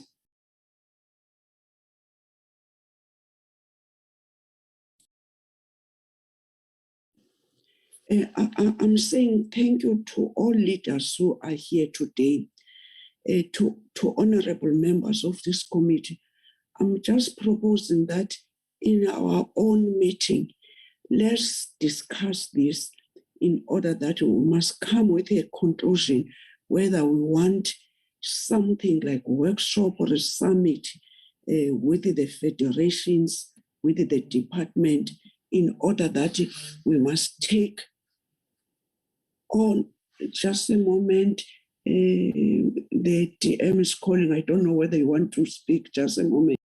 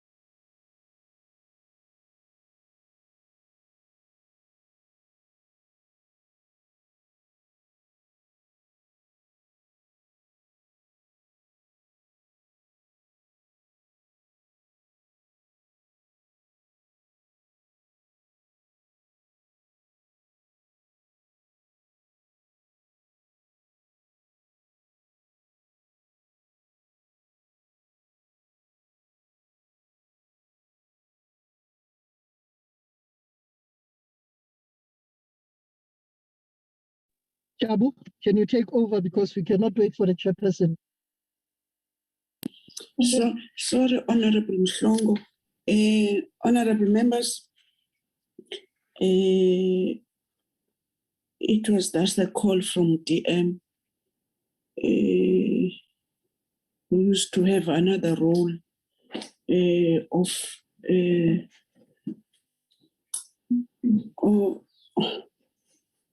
he used to be a professional nurse. He's just advising. But I'm very, very sorry to make you wait. I was still saying, honorable members, I'm proposing that this issue, let's have our own discussion as a committee, and then come to some conclusions that our feeling is that maybe let's do something, and we'll be proposing to the department. I do feel that let's try to end this meeting in this note. Honorable Mhlongo, Honorable Veronica. Chairperson, I think my questions were not answered. One question, how many are they from South Africa? You did not tell us, Mr. Talent Freeze. If members are there, are you the only one from South Africa? So that was my first question. My second question, unless they are there, why didn't you introduce them? Did not answer that. And I wanted to find out what is the actual reason for you not to give us the presentation that you gave us. I don't see, and I think we're going back to what the chairperson was saying. It was technically that you gave us something that we are not going to present today, and today you are giving us a verbal presentation. And this issue is a sensitive issue whereby you can see even members, even staff, everybody's emotional. Now, to you, in my view, it seems like you're just taking it down and I'm just going to tell them, and that's it. Now, the last question, and in fact, it's not the last. You said you have a relationship with a woman and men against child abuse. I've asked you, when was your last interaction? Give me the date. Can I have the minutes or anything tangible to say you've met with them? And what was the outcome of that meeting? On policy issues, yes, we have, but the implementation part is lacking if things are like this. The implementation part is lacking. I wanted to find out, do all your coaches go under police clearance, screening, or approval before they take membership? That question was not answered. Thank you.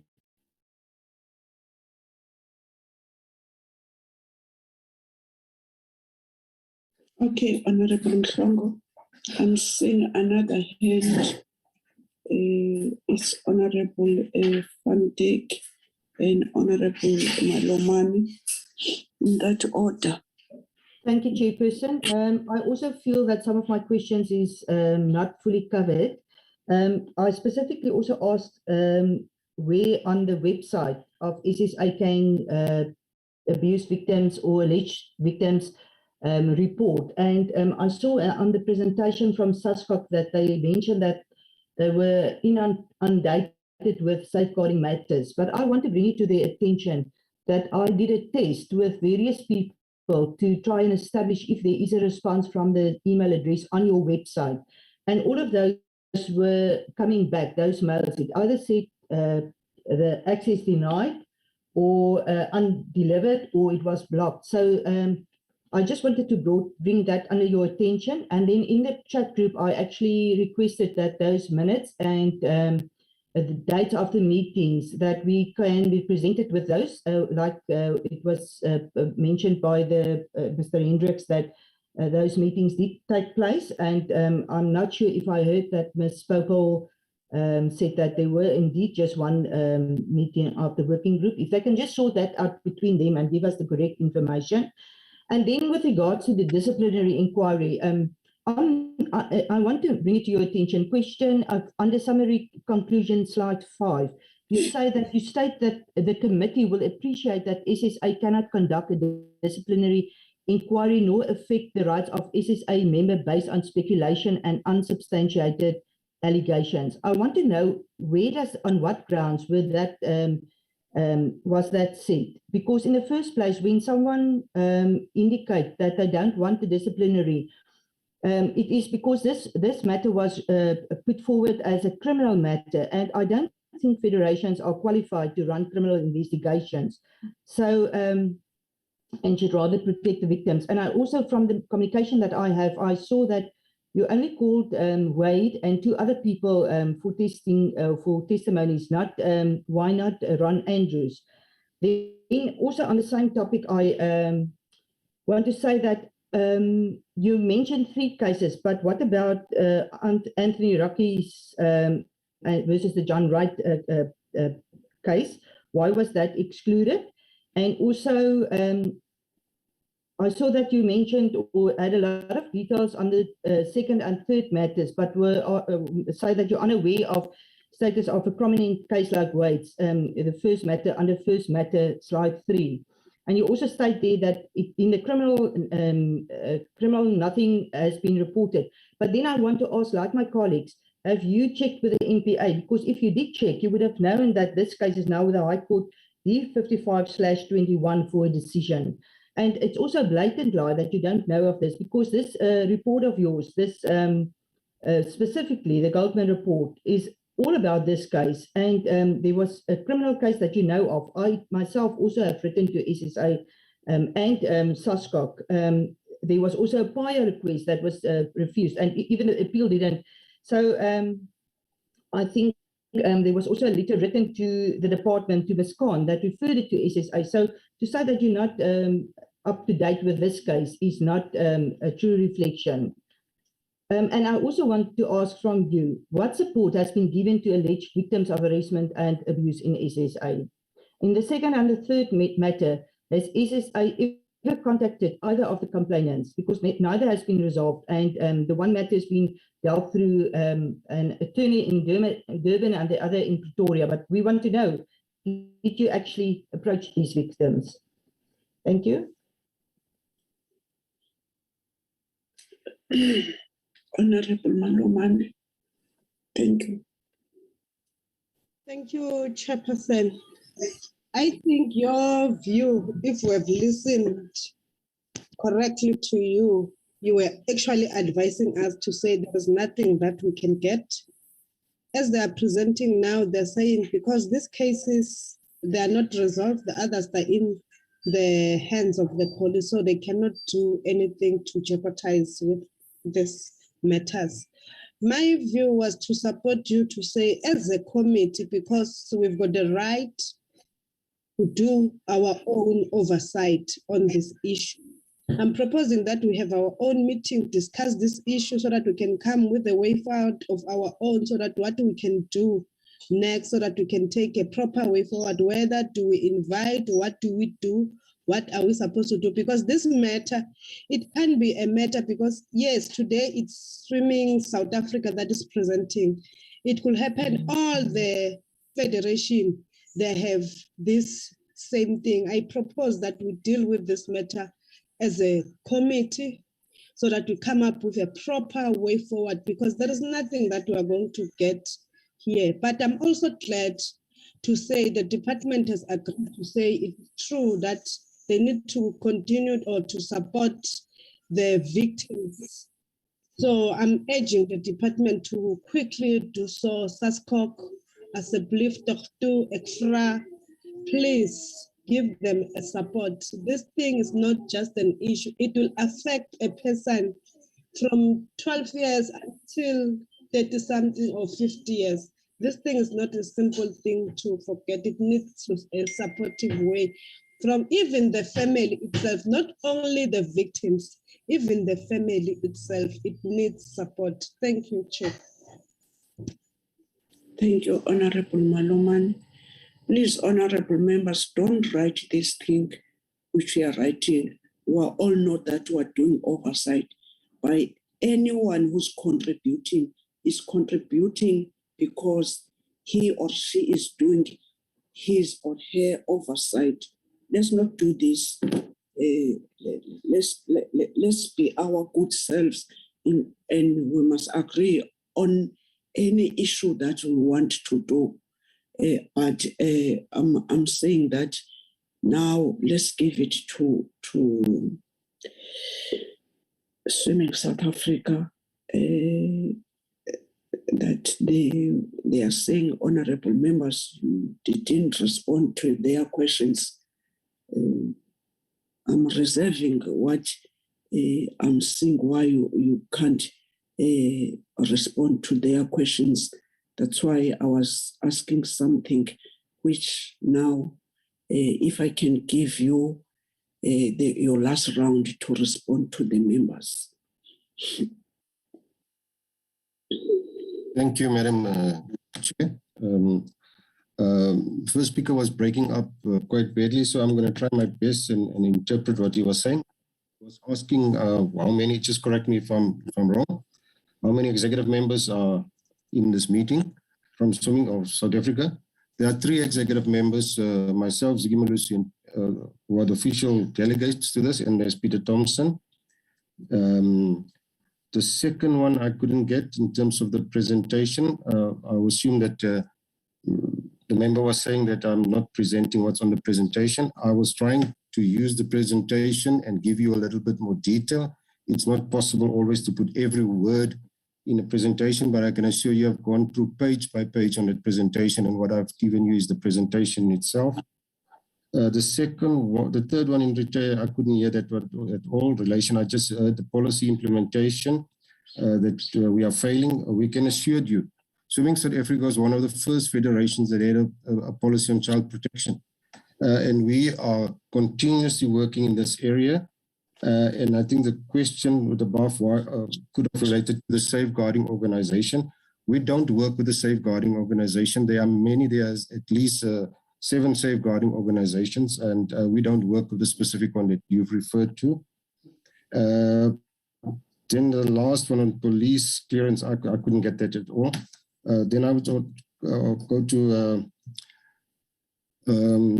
Honorable Member Van Dijk. I did respond on the website, just for your edification. I said we don't report such sensitive matters on a website, which is a public platform. We prefer to use our internal structures for people to report matters of misconduct. I can honestly tell you I don't know anything about the NPA and where those cases are. We've never received any report in that regard. And Swimming South Africa does have no powers to play any investigation role in terms of criminal cases. Our role is, in terms of our constitution, is to focus on the definition of who is a member, what is misconduct in the organization, and apply the disciplinary code as per the definition of our member. Hearing evidence, I'm just trying to interpret what you were saying. Hearing needs evidence. A hearing cannot continue without evidence, ma'am. So it is the right of the transgressor to defend himself, and it's the right of the complainant to present evidence. In this case, the member has withdrawn from participating as confirmed by the DDG of the department. The Anthony matter is that the coach in this matter is not a member of Swimming South Africa and is not a resident of our country or a citizen of our country. So we only deal with those who are members of our country, and I have been personally in contact with Anthony in this regard. The Honourable Member Malo has more reiterated what you said, ma'am, in terms of your oversight role and taking a lead in discussing these matters. And we confirmed that we would give our full support to what she said. Thank you very much, ma'am. Thank you, Mr. Allen. Honorable members, I'm pleading you that let's end here. I'm pleading you. I'm seeing that you still have so many questions and additional questions, but they are not coming up because of what you have just heard. Can I propose, honorable members, that let's have our own meeting and chart the way forward of this issue? I'm still pleading with you, honorable members. Oh, I'm seeing the hand here. Is it the old hand or Honorable Boni, Honorable Maloman? No, thank you, Chair. I think we've listened and heard what the team has been saying to us. So I would just like to agree with you, Chairperson, that let's have our own discussion on the site as the members will be leaving the meeting soon. Thank you, Chair. So I support your proposal. Honorable members, the proposal is seconded from Honorable Maloman, and then now Honorable Boni. In that note, let me take this opportunity to thank the stakeholders, the department, SASCOC, and Swimming South Africa about what we've tried to project to us about this gender violence to women and also to young kids. Let's to be together as we're doing oversight. We're noting that we need each other in order that we must not blame anyone. As leaders, let's take on this sketch. By those words, I'm releasing the department, SASCOC, and Swim South Africa. Thank you, Madam Chair. Thank you very much, Madam Chair. Thank you, Madam Chair, and members. Thank you so much. Honorable members, I do respect you're passionate about this. You are fathers, you are mothers. Those who are not yet be mothers, you are mothers of tomorrow and fathers of tomorrow. The role that we are given by our constituencies is come here and propose and make laws. And if we do laws and have gaps, this is our role. And I know when you are together as this committee and being a chairperson, if you want to handle and go head on with the issue, this thing we can do together. I'm not undermining any questions which have been raised, and seemingly I've seen it from the very onset that some of the questions and the way the presentation and the engagement were not going to achieve what we want. By those words, I'm thanking you, honorable members, and I'm sorry, honorable members. Being a chairperson and a leader, I need to be exemplar. What happened today, it was not myself. It won't happen again. I'm thinking so. I did once went to a counseling. I discovered that it did make me worse because of so many relating things which happened to my earlier wood life. But I'm hearing members and other professionals saying that I must go back again.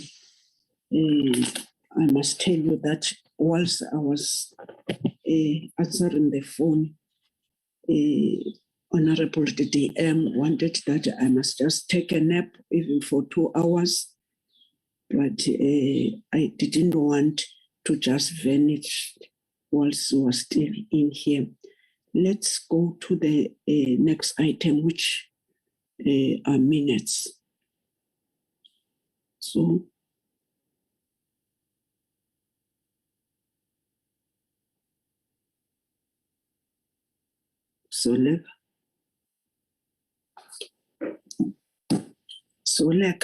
okay.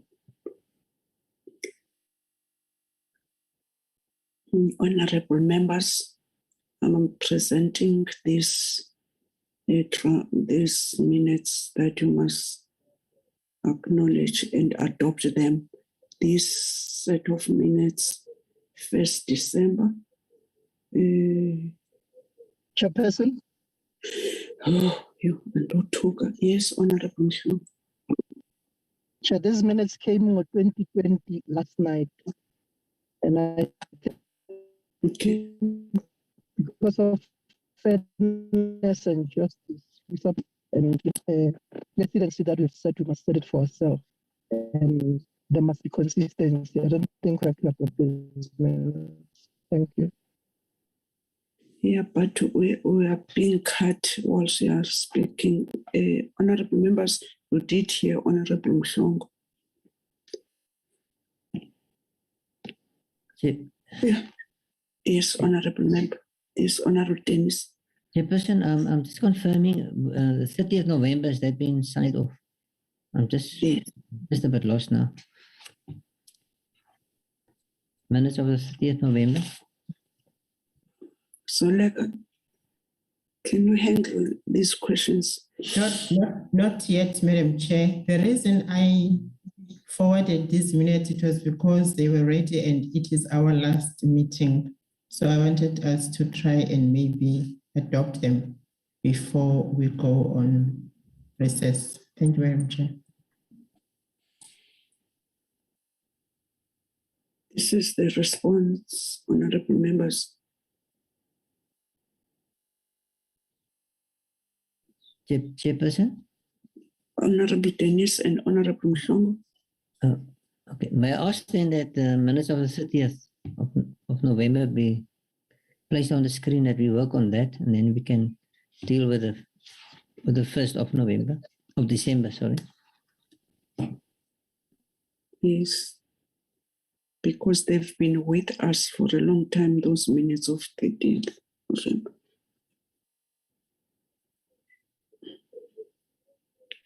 Honorable members, oh, I'm sorry, Honorable Mhlongo. I've seen your hand. I'm very sorry.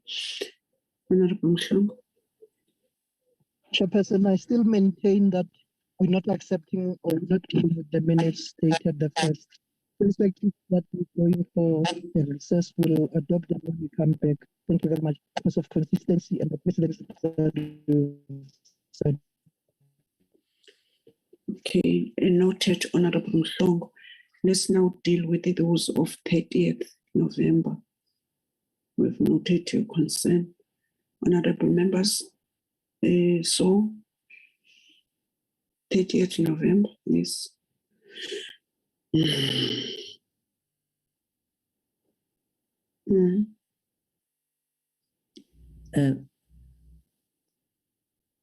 Yes, Honorable Dennis. Chairperson, now the admin can move on with the pages. I will need to get Yes.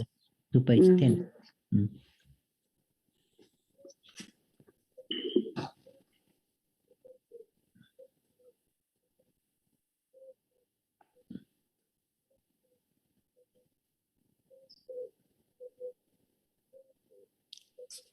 Chairpersons at deliberations.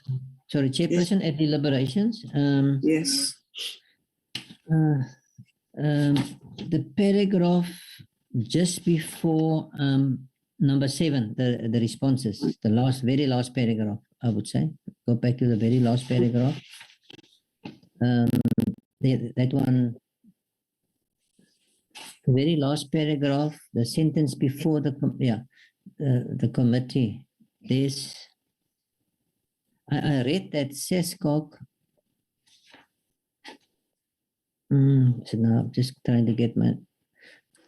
I'm at page 10 here, so I see page 8 on the screen. So I'm not too sure now. But nevertheless, let me go to what I wanted to point out, Chairperson, that and in my minutes, that last sentence before number 7, and it says the committee requested the safeguarding.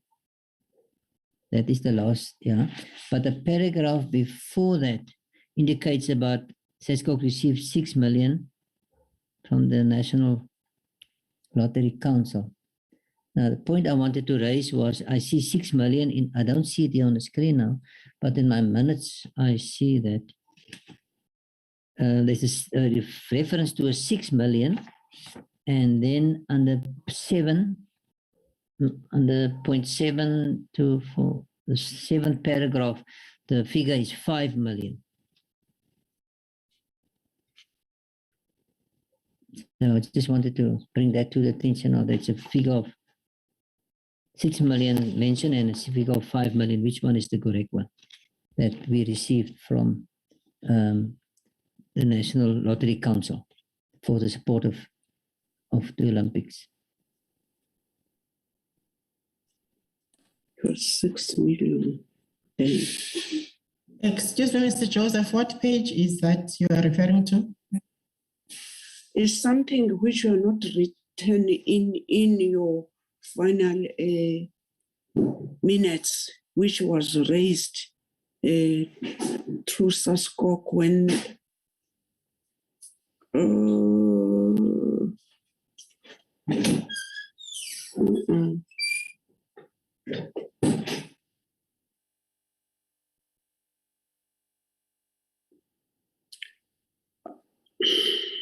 Honorable Dennis, please repeat in order that Zolega must go straight. This is yes. No. All I'm asking that the figure, that we confirm what the figure was, 6 million or 5 million. That's all I need to want to ask them. I'm saying concerning the policy change by the Department of Trade and Industry, SASCOG is the national fed and can only get 5 million a year in a transfer of justice. And now the question is it 5 or 6 million? Yes, Chairperson.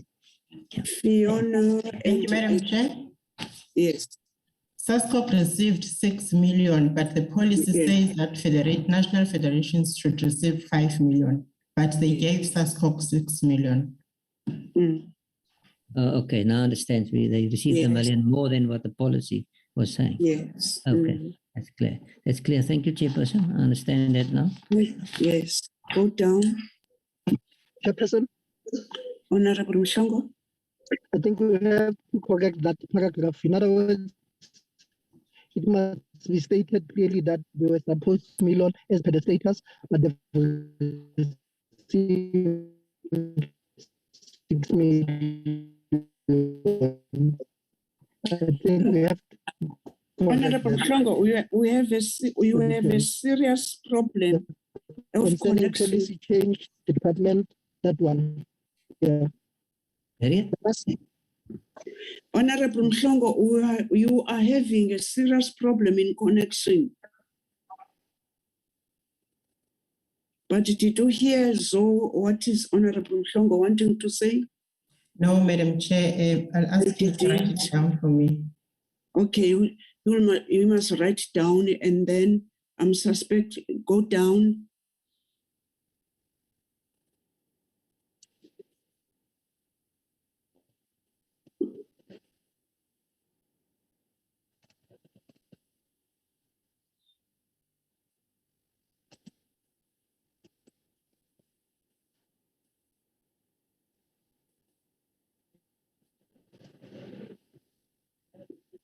Honorable members, the point by Honorable Mhlongo is in a way he was correcting the formulation of that sentence.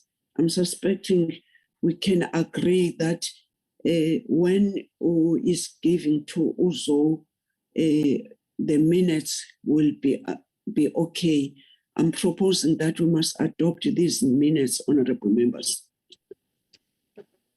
Chairperson. Second that, Mama Bolo. Chairperson. Hello, Honorable Bonnie.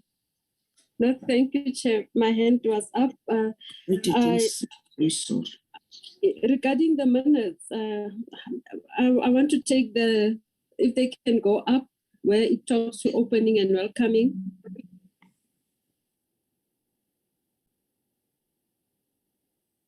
Yes.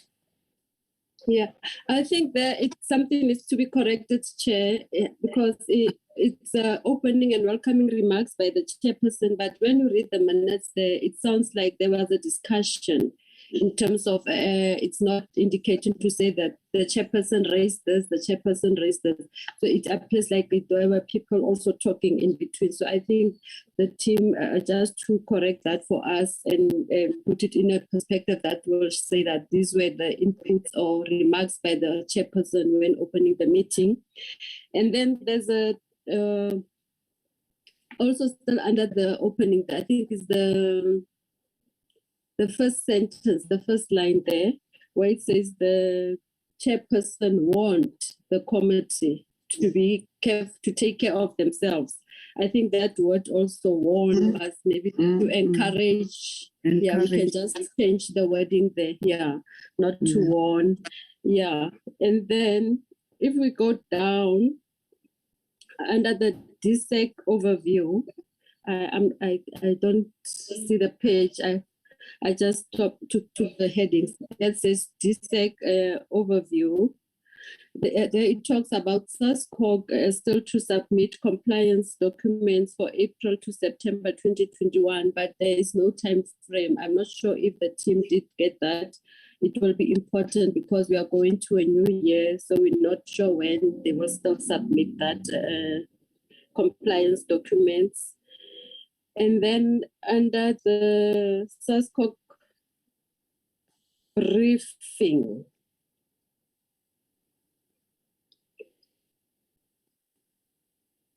it's also under actually responses, the responses that were given in that meeting. There's a line that talks to poor performance in the past games, Olympic Games. Sorry for not noting the pages. What I think that we need to emphasize, because I realize that we have taken the responses. We asked questions in the meeting and the team that was presenting responded. And we said towards the end, the committee agrees with that. There needs to be like a summary of some sort in terms of saying, from what was responded, this is the summarized version of conclusions, recommendations or conclusions from the team, that it should separate our inputs from taking what has been responded to and summarizing it as for it to make a clear input or resolved by the committee. So I think the team can just work on that and put it in a way that we did not just listen to the presenters and agree with them. So they need I to can't just get you, Bonnie, even now myself, I don't get you what you want to say. Please repeat yourself in sorry, the I same see. I see I was muted. Sorry for that, Chair. Sorry for that. No, I'm saying under the responses, there's a part that talks to poor performance. I think SASCOG maybe as our comments, but the minutes have been dealt with already, that we need to encourage that this should serve as a lesson for preparations to the coming games. The coming 2024. It's not your new what you call contribution. Are you putting new contribution, or you are rewriting or formulating? Let me skip that. Let me leave it for now. That one, Chair. No, honourable members, don't leave. I want that we must be consistent. We must not put in new inputs which were not in when we were discussing. When you put minutes, we want to say that are these minutes true reflection of what we discussed, and then we correct the grammar, the formulation, but not a new version of discussion. Yes. Thank you, Chair. Thank you. It can be not the real minutes. We'll be wanting that now the administration must chip in new discussions, but we are correcting what we discussed. If they didn't put the formulation as Honorable Mhlongo already also written that, and the clarification, and then on the other point, we ourselves, we didn't put the time frames. Maybe it's that one. I don't have any problem. If now you are saying that this we didn't put time frames, the staff was not going to put time frames whilst we didn't put time frames as honorable members. I'm not discouraging anyone, but I want that we must be aware when we want to adopt minutes. These minutes are really true reflection of what we've discussed on the day. You can continue, Honorable Bonnie. Thank you, Chairperson, for that. Thank you. Thank you very much. I'm not discouraging you, but yes. Thank you. No, I appreciate very much, Chair. I take note of that. And then there's also a part, I'm not sure, maybe it's also on our part that if we leave it open like that, tomorrow we might not be able to say what. There's a part that talks to bonuses.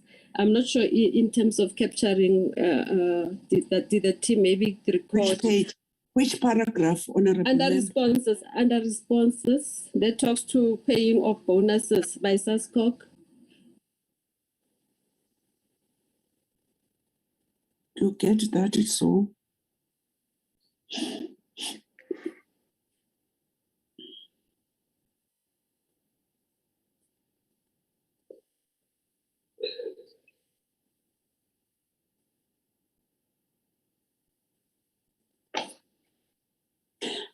Are you not having minutes with you, honorable member, in order that you must just assist and read on that paragraph which you are talking on, in order that we must all understand what is that, and then where must they correct? I'm trying to check because I wrote them down somewhere, Chair. Oh, so okay. No, I do understand. Yes, I do understand. That when you are reading, no problem. When we are reading minutes, you do note that you want to correct this and that.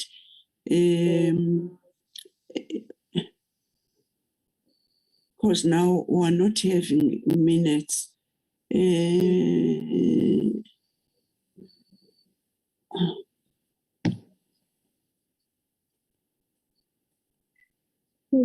Yeah. What was the board?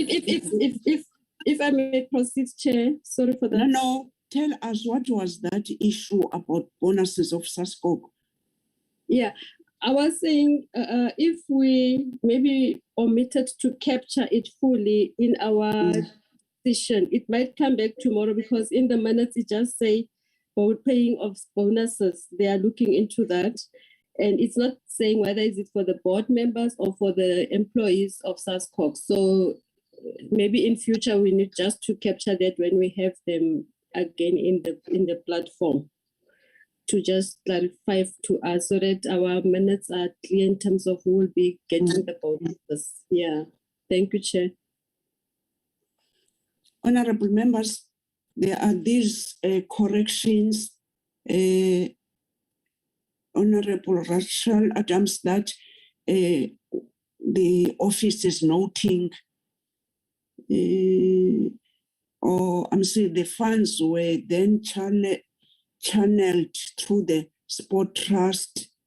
The incentives for athletics were also paid by National Lottery to the sport trust. There's nothing that's saying bonus here. Please leave that, Honorable Adams. There is a question. There is a paragraph that is talking about bonuses, Chair. I've seen here in this meeting, in this minute. Honorable Marekwa is correct. No, I'm saying that also while still looking for that, in order that no one that she's not correct, but we were saying that the administrator must look on it and then show in the screen in order that all of us with the indication it must be corrected. So okay. I was saying that she must try to locate. Now, as we're speaking, she's not yet locating that. And okay. Honorable Boni Mareko was saying that when she read the minutes, she has saw a gap on that, but it's not in the screen by now, in order that we must all see and it must be corrected. That's why I'm saying, if we're not yet getting to that, let's note that it must be corrected and it must be put according on what the honorable member is proposing, because we cannot that a member saw a gap and we are not taking care of that. That's what I'm saying, honorable member. Honorable Adams. Thank you, Chairperson. Chairperson, I move for the adoption of the minutes with all the discussion of corrections. I thank you, Chairperson. Honorable members, there is a proposal. Any secondment of the proposal?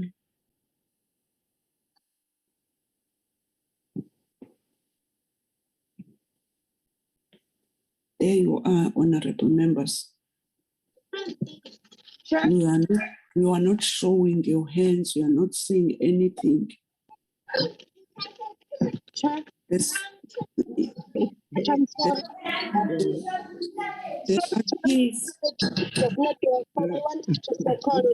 So, but that is a lot of times I'm losing in and out. But I did hear that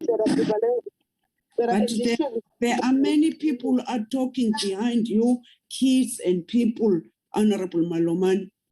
What is your problem? It's not you. It's not me, yes. I don't know. Whilst you are speaking, I'm very sorry about that. There are so many people who are talking behind you, which means it's not you, but I don't see any other member is opening. Please, Administrator, assist us. Please talk again, Honorable Maloman. Thank you, Chair. I wanted to second Honorable Adams on what she has said, with everything that has been added and corrected. Thank you, Chair. Honorable members, now I'm coming to say that with these minutes being adopted and with that outstanding minutes which were given members not within the timeframes that a committee agreed upon on taking presentation minutes. We have noted that, honorable members. I'm sorry.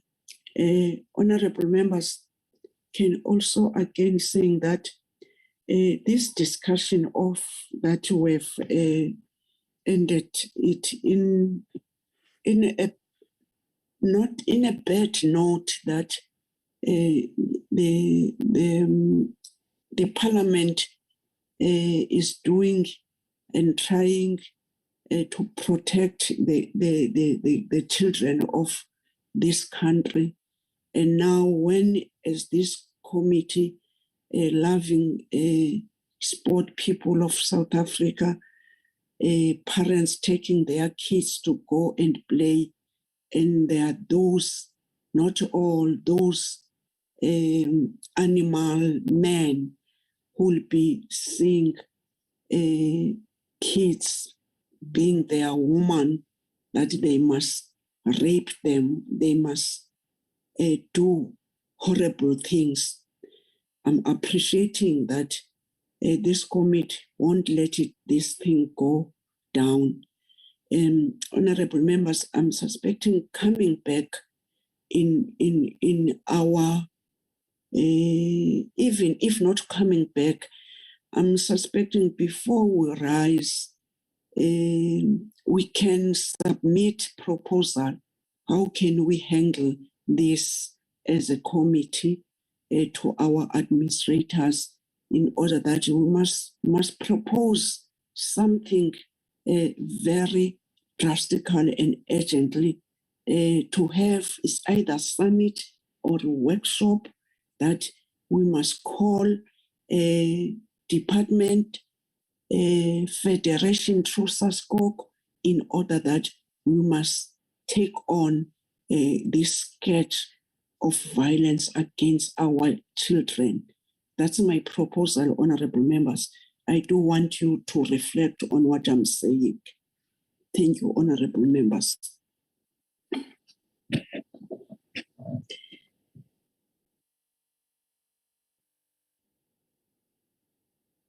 Honorable van Dijk. Chairperson, I do support that we maybe have a workshop because we can only benefit from that. I think we must also include, when we do that, NGOs like Wamaka that is already working and have systems in place where reporting can take place. If I look at SASCOC this morning, what does it help that you have all these safeguarding policies, but when a victim wants to report on your website, they give an email address where you can report, but then that email address doesn't work. So how serious are you about safeguarding if the system is so unfriendly towards victims? Not every person has the courage to speak directly with another, especially if it's a man environment or whatever the circumstances is. We also had the issue where specific Gymnastics South Africa, where two victims have reported through the system, and that was not supported. Honorable van Dijk, what you are doing now, it's very good on the workshop that all what members are collecting, being leaders, doing oversight. On that workshop, we must come with all this information. This is a very valuable information. Let's just propose what do you want to do in order that in that workshop we must be very vocal. I support you. Yes. I support your proposal. Okay. The proposal have been supported I'm seeing the hand of Honorable Rachel, Honorable Dennis, Honorable Zondi, in that order. Thank you, Chairperson. I'm not closing because it's an issue that we want all to reflect, but it has been supported, but the views of the honorable members are very important. Honorable Adams. Thank you very much, Chairperson. I also support the proposal that you put on the table regarding the workshop. Thank you. Thank you, Honorable Adams. Honorable Dennis.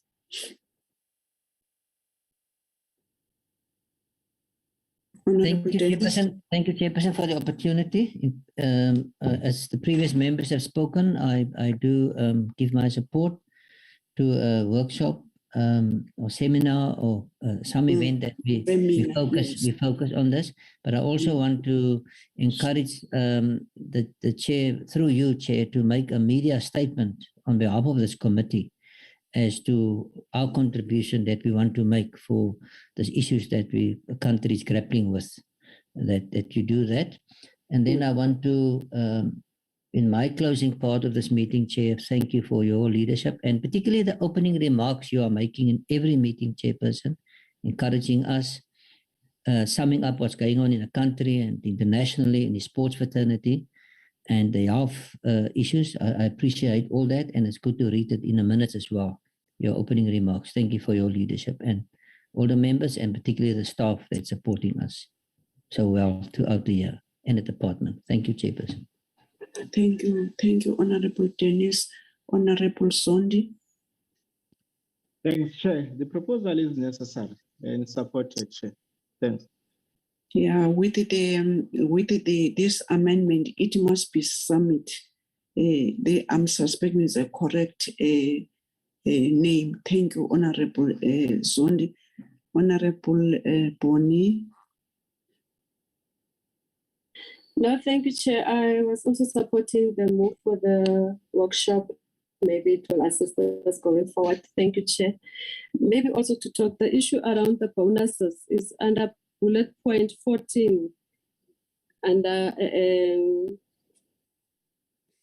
what is the heading that says responses. It reflects there. Thank you, Chair. Thank you, Honorable Boni. Honorable members, you know, sometimes when we're here, we do have different skills and we are coming from different backgrounds. I don't want not to tell you, honorable members, whilst we've done every now and then, knowing that one another member, he or she has been with the unions, one another member, she has been with the administration, one another member, she has been with finances, financial gurus, one other member, she has been with this department or the SAPS issues. If you have been in the union, you have been in the police, that's your expertise. So I'm seeing what we are doing now. We are doing through your experience. I'm taking this opportunity also to thank the support that I'm always having given by this committee. You know, honorable members, it was just a wonderful committee, a committee that always on point, committee that it's tolerating each other. Because if we cannot do that, this committee can be depleted. So our views, our vibrant discussions, let's keep it on to have a tolerance to each other in order that we must be exemplary being leaders. I do appreciate we can differ when we're debating, but we want to achieve one goal of being in this committee. this committee is too broad. The merging of this committee this committee immediately wanted that let's have a white paper, because the arts and culture is just an amoeba, and this committee said, but we're not saying that we must remove everybody, but once they're starting not to account, is this committee that today we are getting to details of each and every issue which is in front. We must not undermine our work and our understanding. And what I like about it, when we took decision, our recommendation, it's always reflecting. I'm always make sure that when I'm presenting the report of the committee, our own recommendation, I cannot not to put them, let alone now the discussion, the putting flesh of each and every recommendation which it is there. I'm encouraged by what the honorable members are doing. I'm suspecting some of us will be giving the baton come 2024 to the honorable members. The continuity, we need it. The age, the youth, and the mixed generation. But by doing this, we want that our legacy must be known. Coming back, we need also to do what we've started doing. To our staff, can I tell you, honorable members, the staff that we're having, I do call them even if it's 11 p.m., because there are those people sometimes who will be forwarding their presentation, their requests, and then even if I was in other meetings, I don't sleep before I'm looking at my emails. But could you believe that the staff that we are having, honorable members, they will respond. During weekends, I called our staff. They do respond. I must tell you, when we're having meeting of chairpersons, there are chairpersons who are reporting that their staff are not cooperating, they are not doing ABC. This meeting, I don't think can say that, but first and foremost, the first stop is chairperson, the support that they are giving me. And some they've been with the arts and culture. I will even consult, what have you done about this? What happened? So they are taking all of them, the role of researchers, let alone honorable members.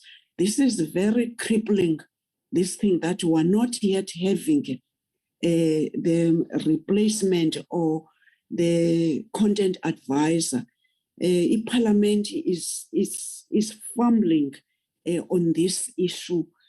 That's why one other time we discovered that our researchers, they were thinking that there's somebody who's given this task to do that job. But thank you to all of you, staff of this committee. When we're going out, those who are preparing that, when we're taking oversight, keep it up.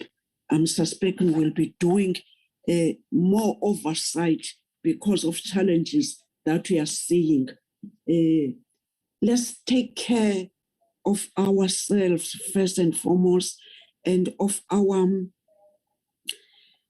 families, in order that this variant, which is now is spreading, it must not get to us, to our communities, but also God knows when this thing is going to be away. It's my pleasure to say that by those words, I'm closing this meeting. I will try to consult that doctor. I once consult her, but I was just taking a nap, and I'll be fine, honorable members. It's just this meeting of today.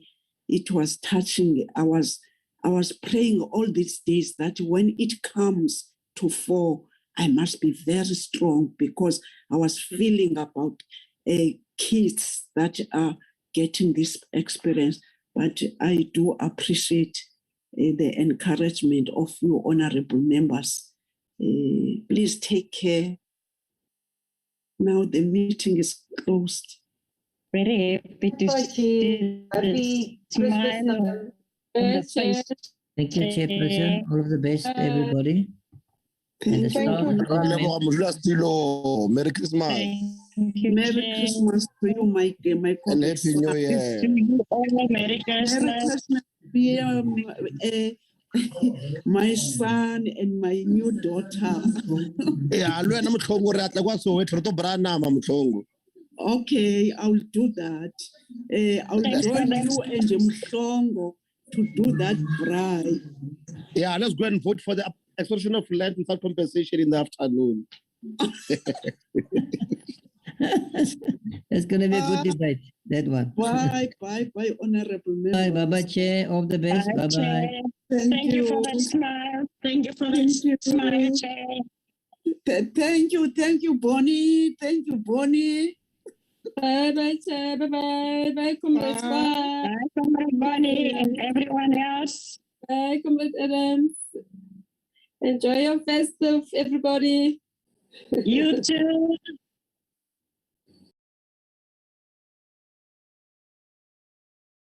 Record.